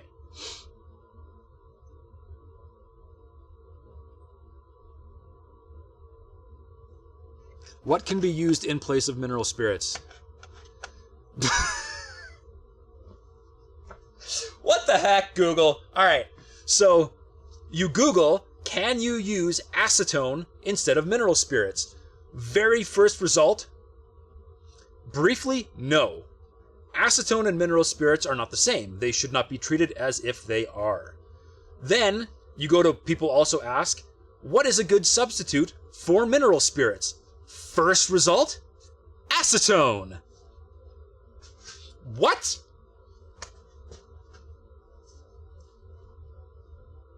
What? So that's a thing. That one kind of Honda-ish, about 30K. I think that is cheaper than just about any EV you can buy here. At 30 grand. Now, is that American dollars, or is that your money? What am I trying to use acetone for? So these lifters, the instructions say that you should clean them with mineral spirits before installing them. I can't find mineral spirits. But it also does say denatured alcohol works, and I have that. So Google to the rescue. American dollar. Yeah, that's cheaper than anything I can... Like, well, almost. I mean, buying something new, not going to happen. But it's not bad.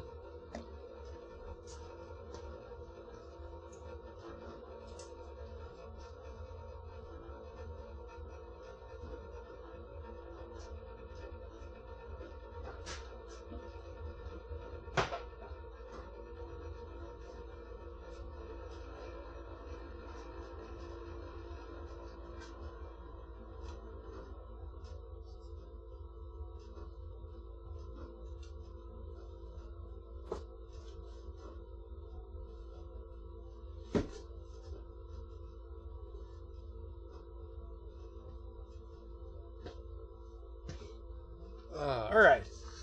Good old...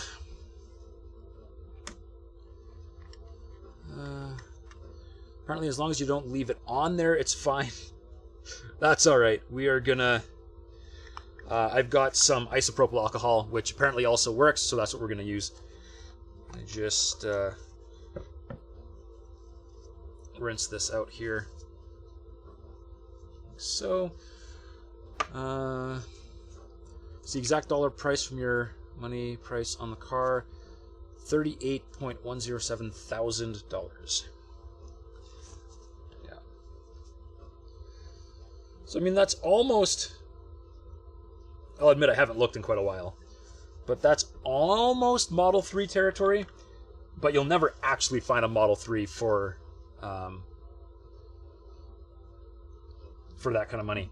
Apparently that's apparently a far better choice. The alcohol? Is that what Misadventure is saying there? Okay, alcohol away. Brush.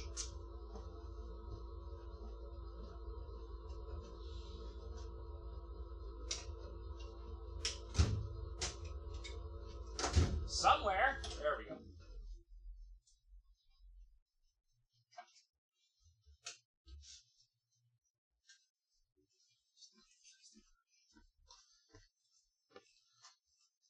Yes, alcohol? Perfect. That's what I'm using. All right, so one at a time here. And they did say to not to scrub the roller. So I am not going to scrub the roller.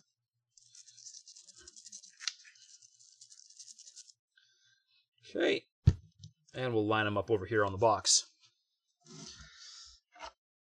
And I will try to scrub these where you can see, so you can see what I am doing. And we're just going to give it a real light, just to get the bits of grease and gunk that we've got here.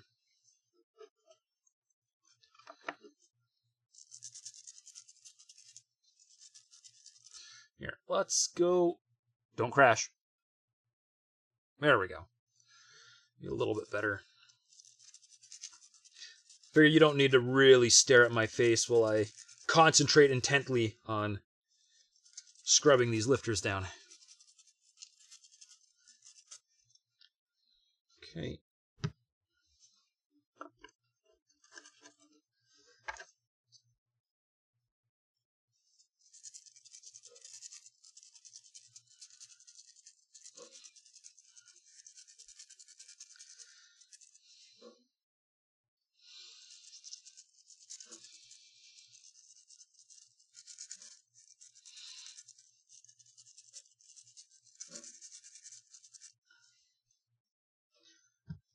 Four. Oh, this is going to take a while.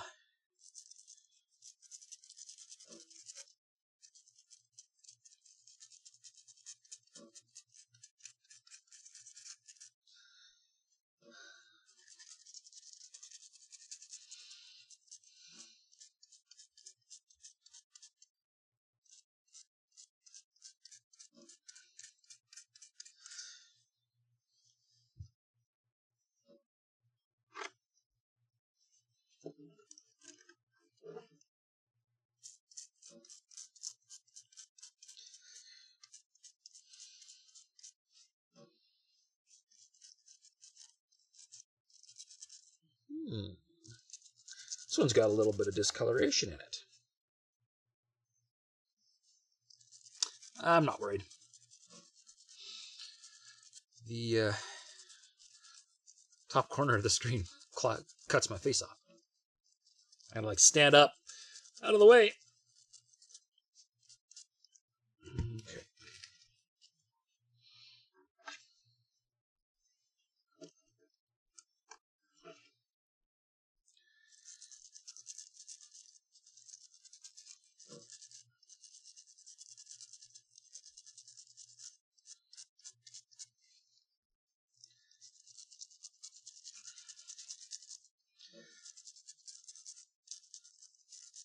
I'm not going to be...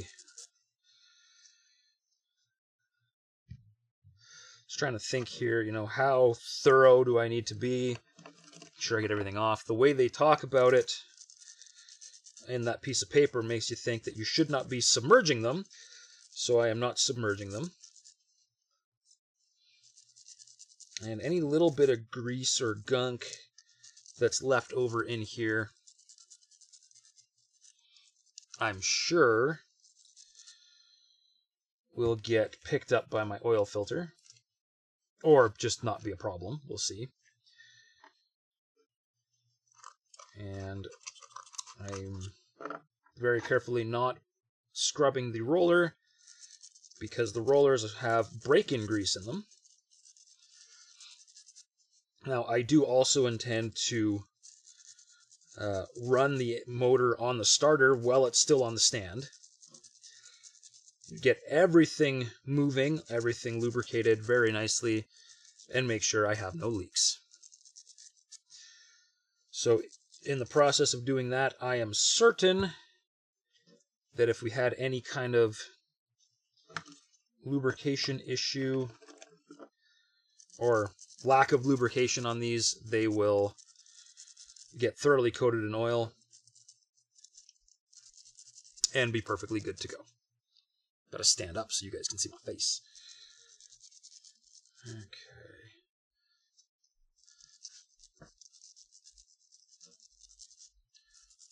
Keep this where you can see it. There we go. Okay. Very close to being done here.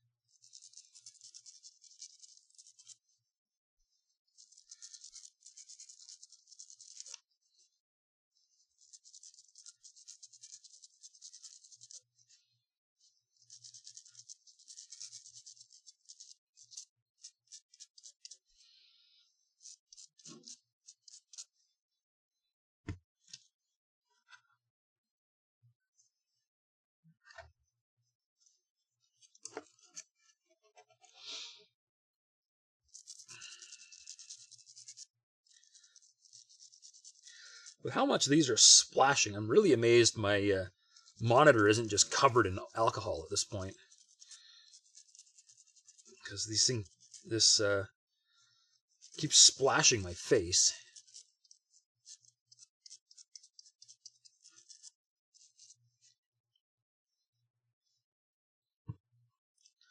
3 to go.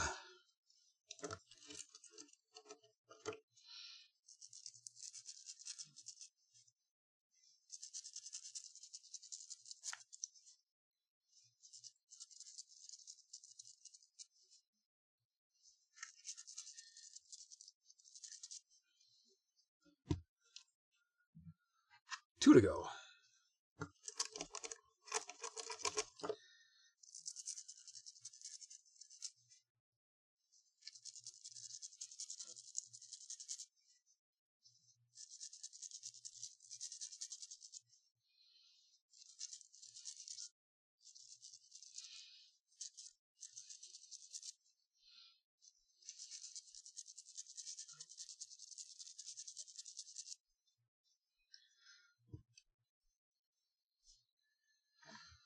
Hope we get some news on the next expansion to X4. Yeah, somebody on the subreddit was trying to promise we would get something before the end of the year. Is that going to happen? Hard to say, but we're getting pretty close to that time, so within the next month, hopefully we hear something. I'm very excited to see what they come up with. Although if they don't have boron, I'm going to be disappointed in them. All right, that made a bit of a mess, but there we go. Alcohol scrub on all lifters.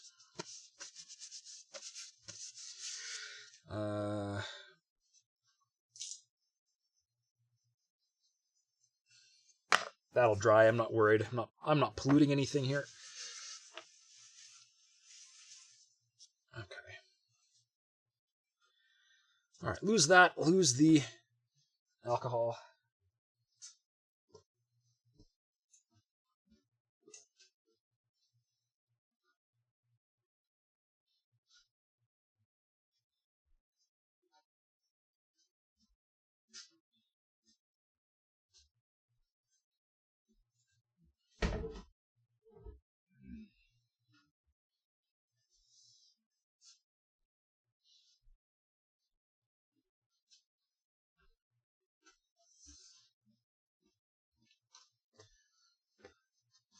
Said it's been a long time and no news.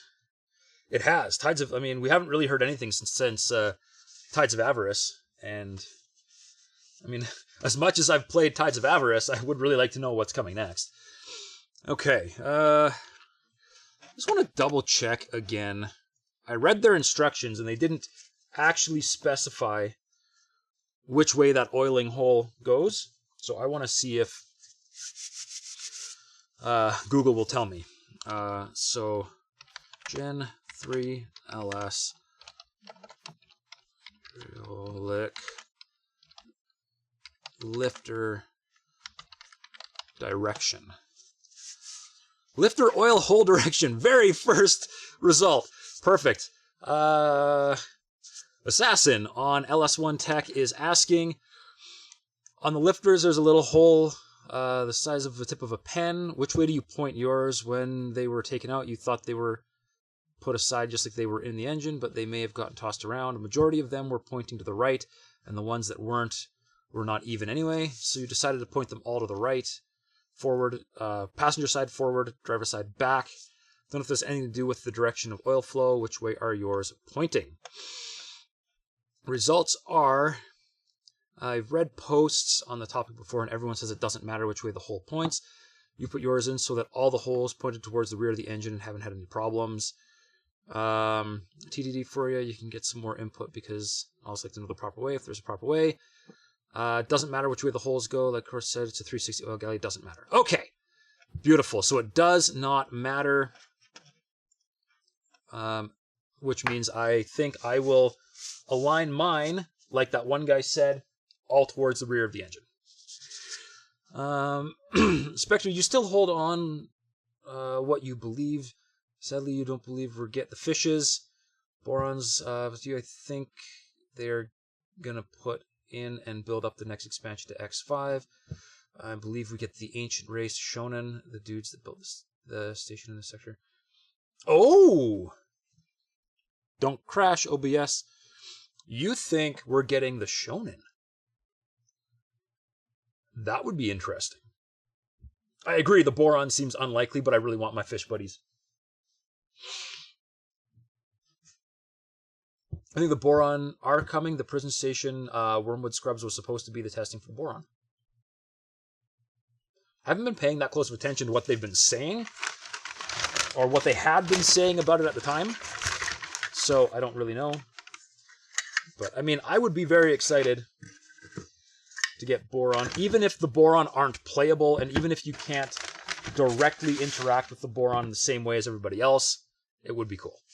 But getting the Shonen would be interesting, and also I do agree, I do think we're approaching the point where we get a new standalone release, because things get a little bit, I mean, we're still, like 1.0, you could still have your 1.0 save.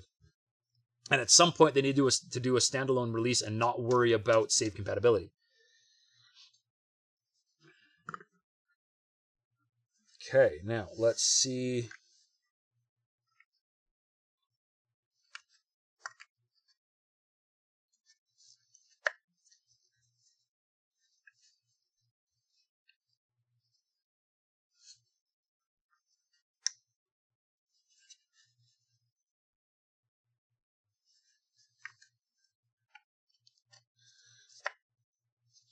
That feels...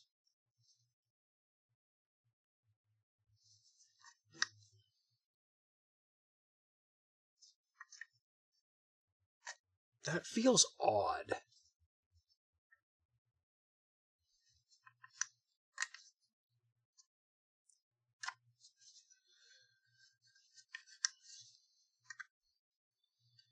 But I think that has to be correct.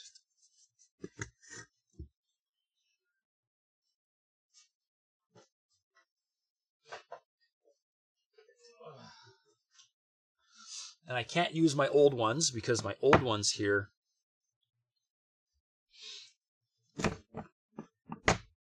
have very different things in them for...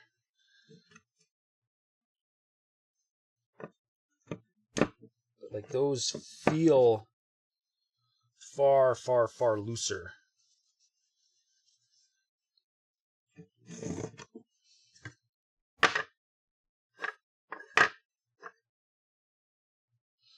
Don't know exactly which way these are supposed to go, but... Okay, so that's pretty stiff in there, and a new one in the old tray is pretty loose. Okay, so... All I can really say is I can't use the old trays, so let's hope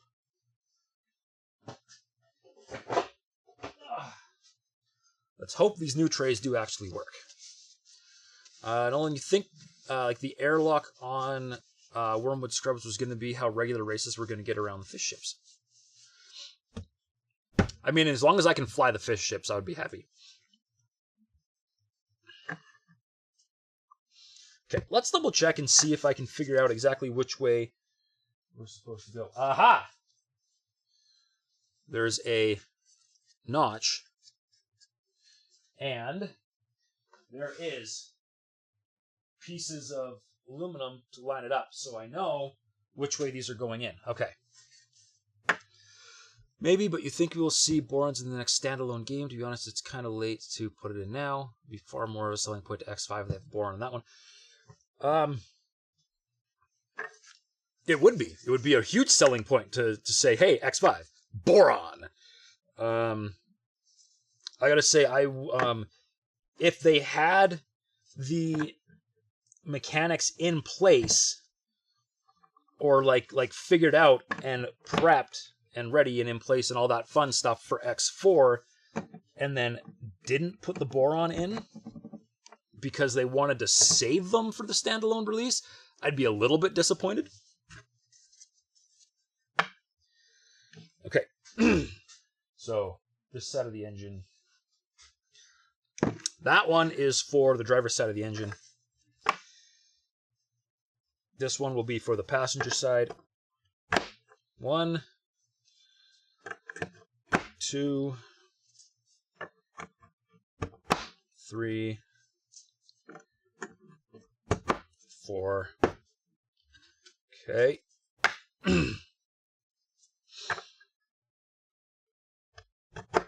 Passenger side. We must remember that they are a company and they also want to make as much money as possible. Absolutely. Absolutely they do. And you know what? You can't really fault them for doing something like that. Because at the end of the day, they do need to make money. But they have set up the groundwork for some fantastic X gaming in a future release. Let's see. So the new race at the end of this game and Borons will be in the next. Also, the new race would possibly make the game sell more than any other X games.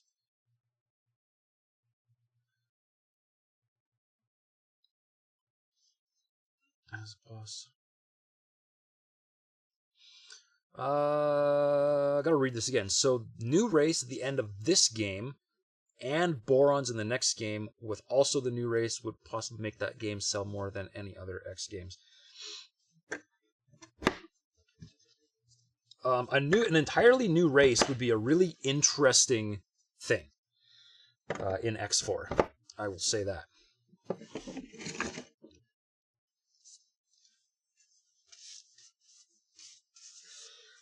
All right, let's get these lifter trays in.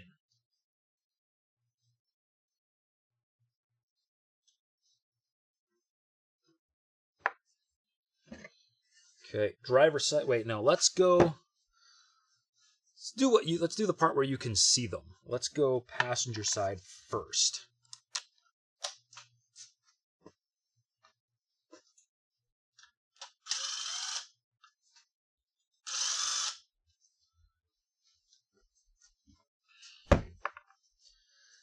All right. Here we go. Do not crash, OBS. Beautiful. Alright, so we've got ourselves a lifter tray.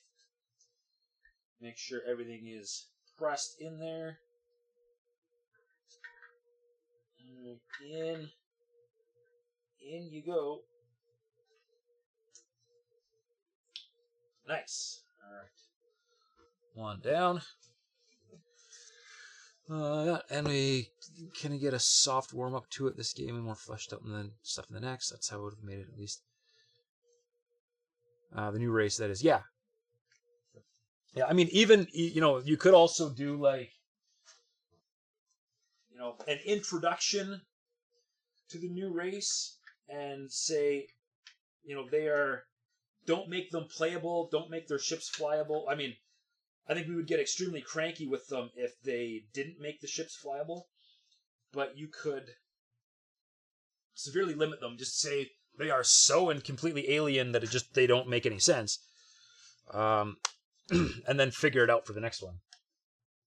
But actually, no. Ignore what I said.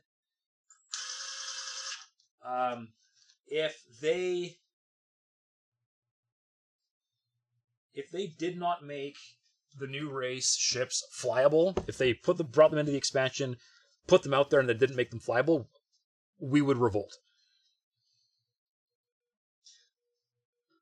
Just putting it out there. If anybody from Egosoft is listening, we would revolt. Hopefully, they learned their lesson with that on Rebirth, only letting you fly the Albion Skunk. That was terrible. So yes, all ships must be flyable. I sincerely hope that's a mistake they never make again. Alright, and I did have this camera on a tripod for easy moving, so let's move it over. Whoops! Hope nobody gets motion sickness.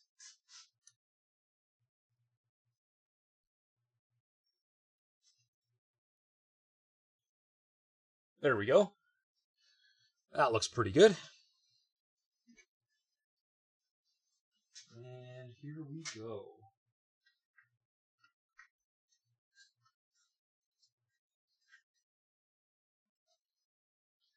One set. That is true, big true. Big true!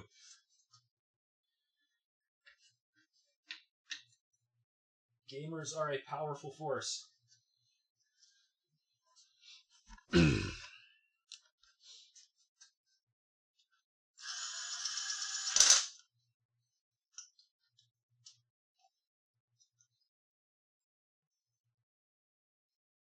Gotta line this up. Alright, we're going to see if I've got a torque spec for those bolts here. They are... Do not crash, OBS. It did nothing. I suspect OBS is about to crash if I push the button again. We're going to leave it like this. I don't want to restart everything again. Okay.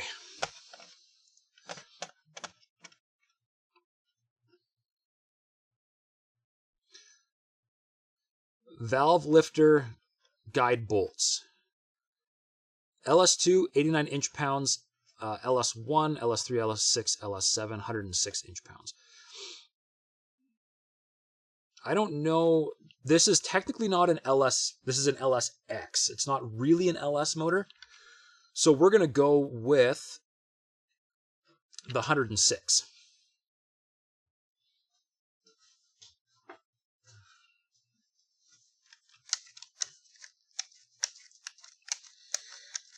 One.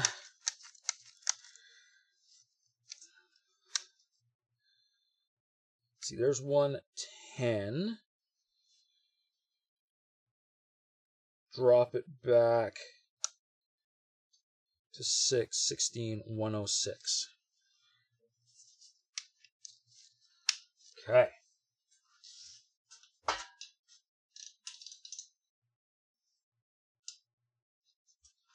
Click. Click.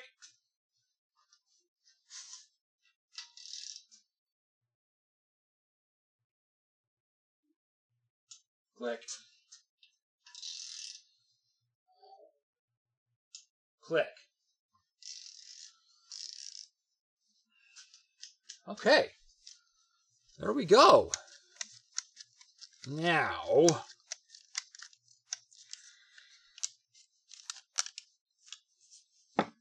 I kind of feel like I've just about run out of things to do until I get the rest of those tools I ordered.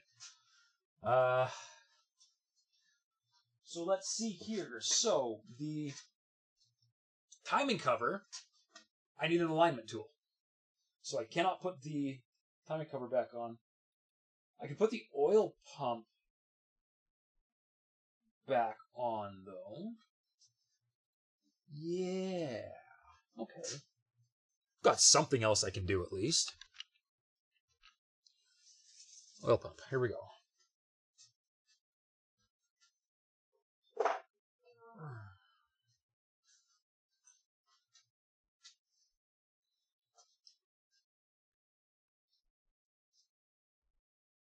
I can leave that bolt for now.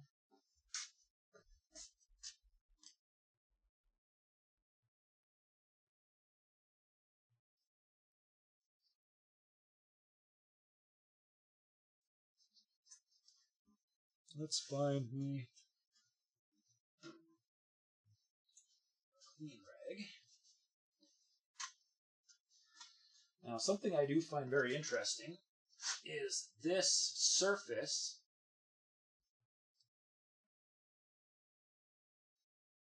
did not have any kind of gasket on it to hold it all together.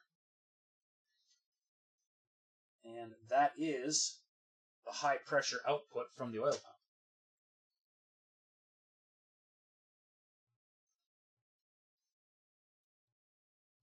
So, you know, that is a very, very, very precise fitment surface.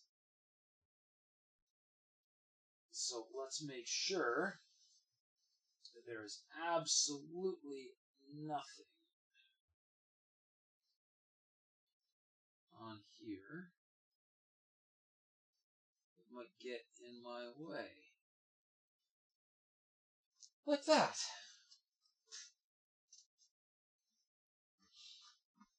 Okay. Let's find these bolts here.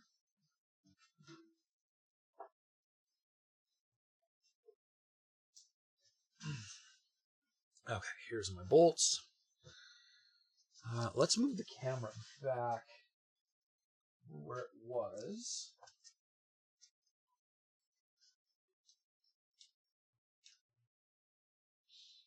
So that I can bring my little rolly chair back in.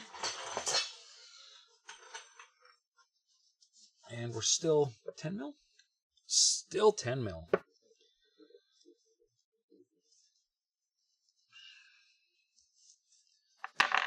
All right. I'll come back to those bolts in a second. Grab my drill.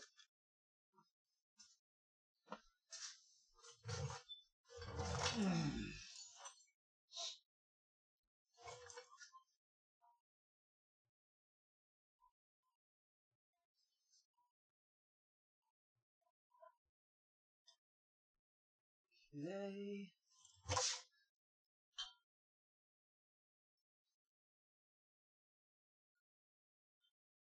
Looks good.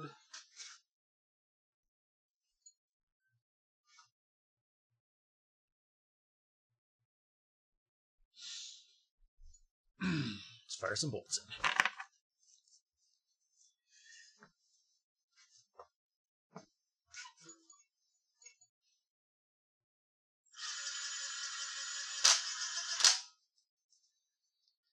And we will, of course, be torquing these as well.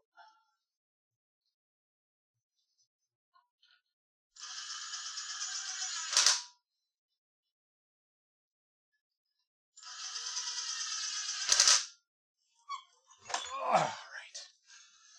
See what the torque of that is. You did get the Origin 600L and Star Citizen, sexy ship in the game. Origin 600. Let me look it up really quick. Star Citizen Origin 600i.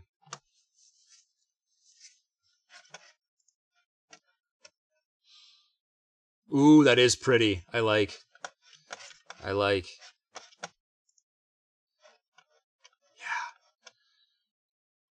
That is a sweet hot rod of a ship. All right, oil.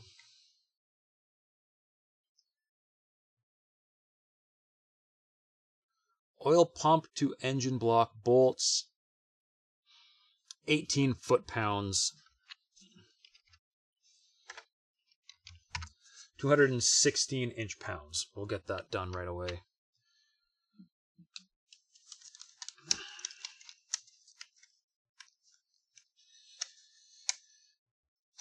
Ah, 216. Ooh, we're going way up here.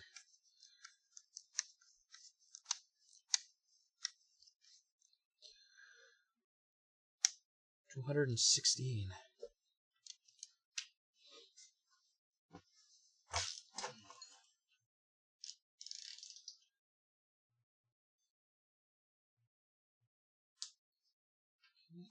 Let's go crossways just in case.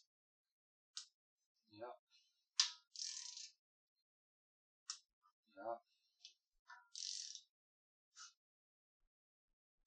Got it. All right. There is the oil pump reinstalled.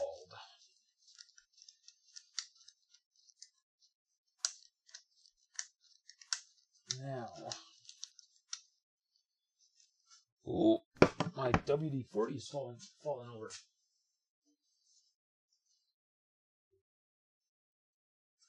I don't know if that leaked or not. Looks like it did. Oh, shoot.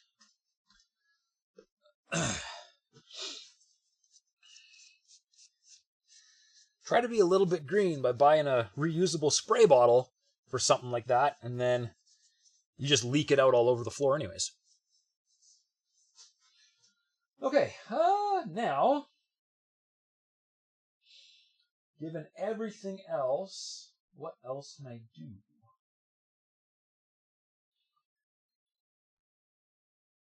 In theory,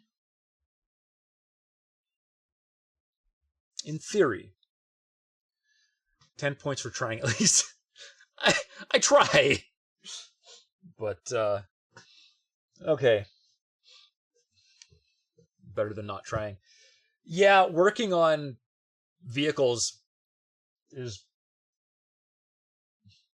It's really, really tough to be green when you're working on this kind of stuff.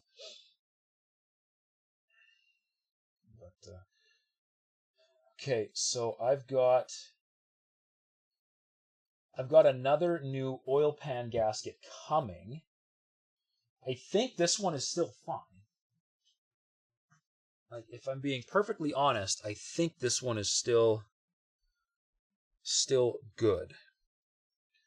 There's a little bit of schmutz in this corner and in this corner where the RTV was.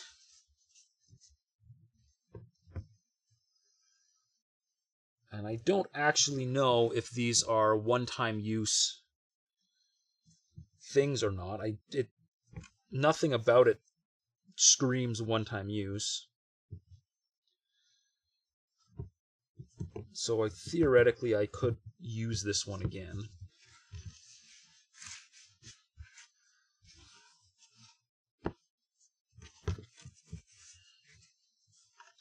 And then if I do have problems, I could always just replace it after the fact, I suppose. But I could get this all put together here.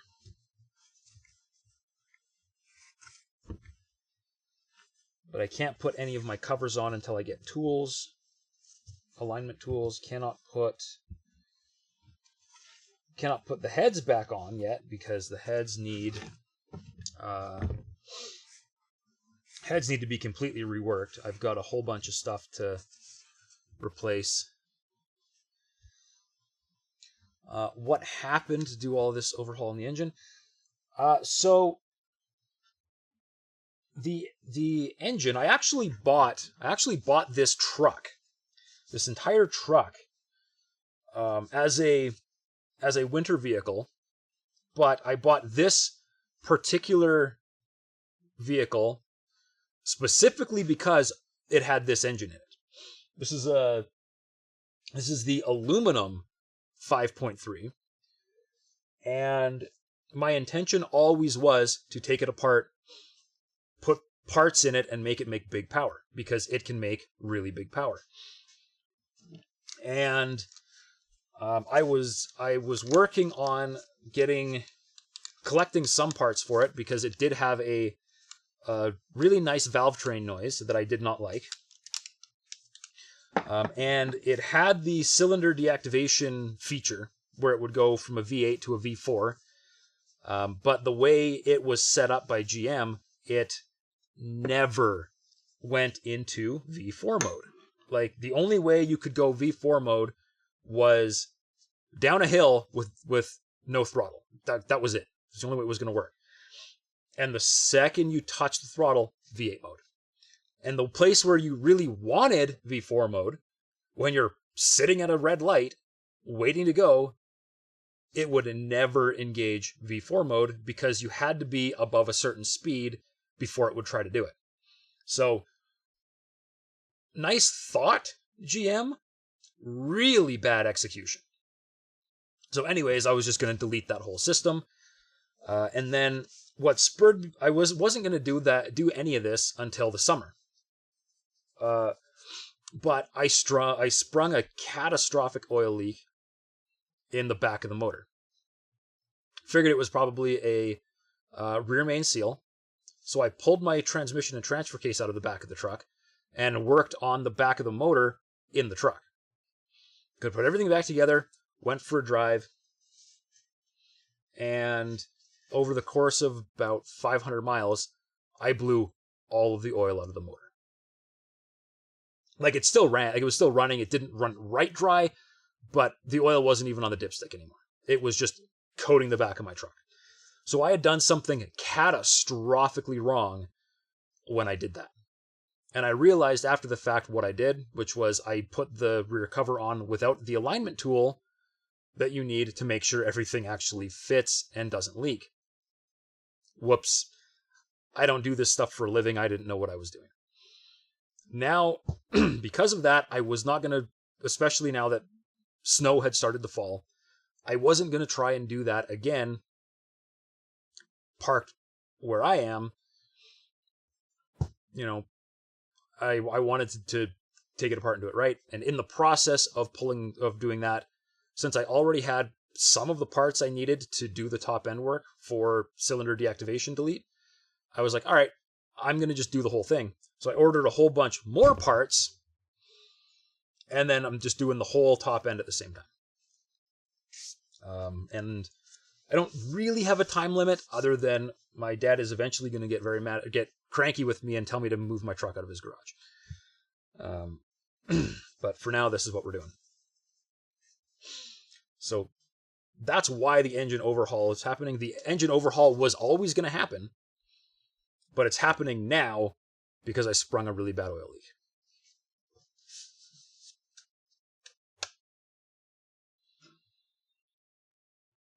All right. I'm not going to do the oil pan tonight. I am going to go clean up and go eat dinner. It doesn't look like I got a lot of work done. It doesn't feel like I got a lot of work done. Will I be able to activate the 4-cylinder mode with the work I'm doing? No. Unfortunately, I will not.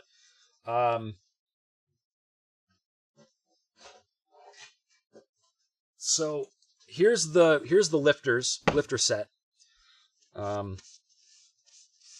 And I'll try again to switch my camera mode here, but it failed last time, and I suspect I'm about to crash OBS if I hit this button again. So bear with me. Yeah, no, it's not gonna switch.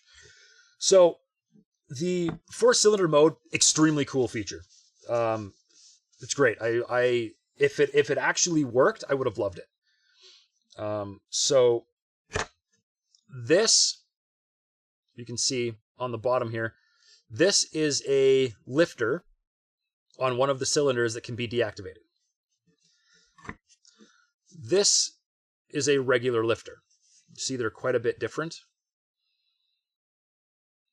So my kit only included these new lifters, and the camshaft that I got to put in this motor to make more power, which was the goal, is not compatible with cylinder deactivation. There's a very, very, very large market for aftermarket parts that disable the 4-cylinder mode, because I'm guessing because it was so poorly implemented. And a lot of the stuff that people are building are just not compatible with it.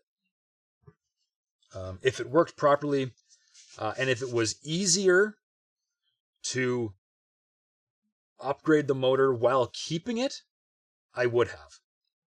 And, with the right computer tuning, like the HP tuners that I bought to do the disable, I probably could have tuned it to be more aggressive on the 4-cylinder mode.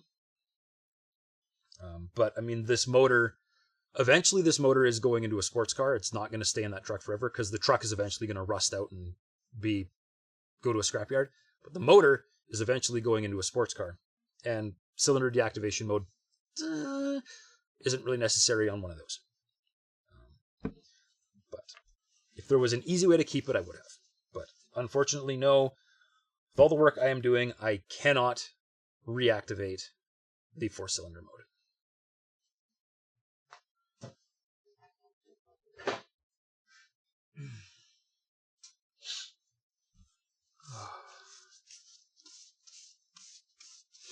All right, guys, I am going to call it here. So in America, you can modify and increase engine power without any trouble, and you can report to regulations. Within reason. Within reason, yes. There are definitely things that would get you in trouble. If we were running a diesel truck and you disable and like you remove the particulate filter, that's actually illegal. And if you didn't report that and you were doing stupid things like that, there are some very big fines coming your way. For me, for the stuff that I'm doing, it's technically all still legal. And after, I mean, it's however, once the truck rusts out and the motor goes into my car, that's all above board. Just because of how old the car is and other registration type things that go along with that, that's not going to be a problem. But it's yeah, I will get away with doing this without reporting anything.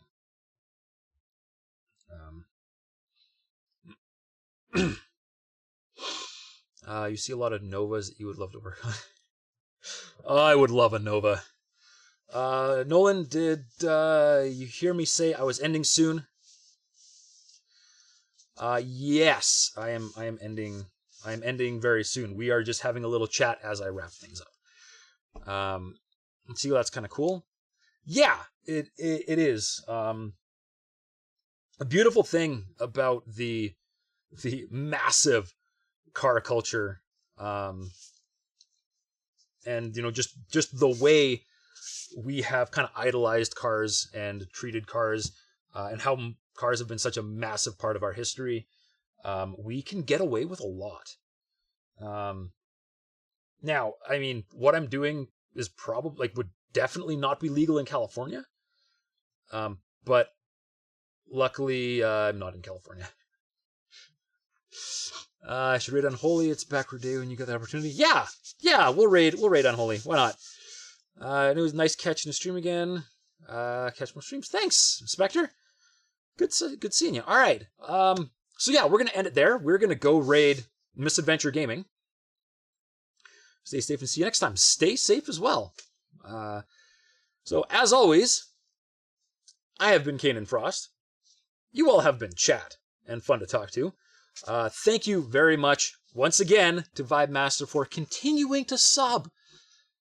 You're awesome. You're friggin' great, man. I'm really glad that you stick around and support the stream. It's fantastic. And for the rest of you, thank you all very much for watching. Have a good afternoon, because it's not nighttime yet. Take care, everybody.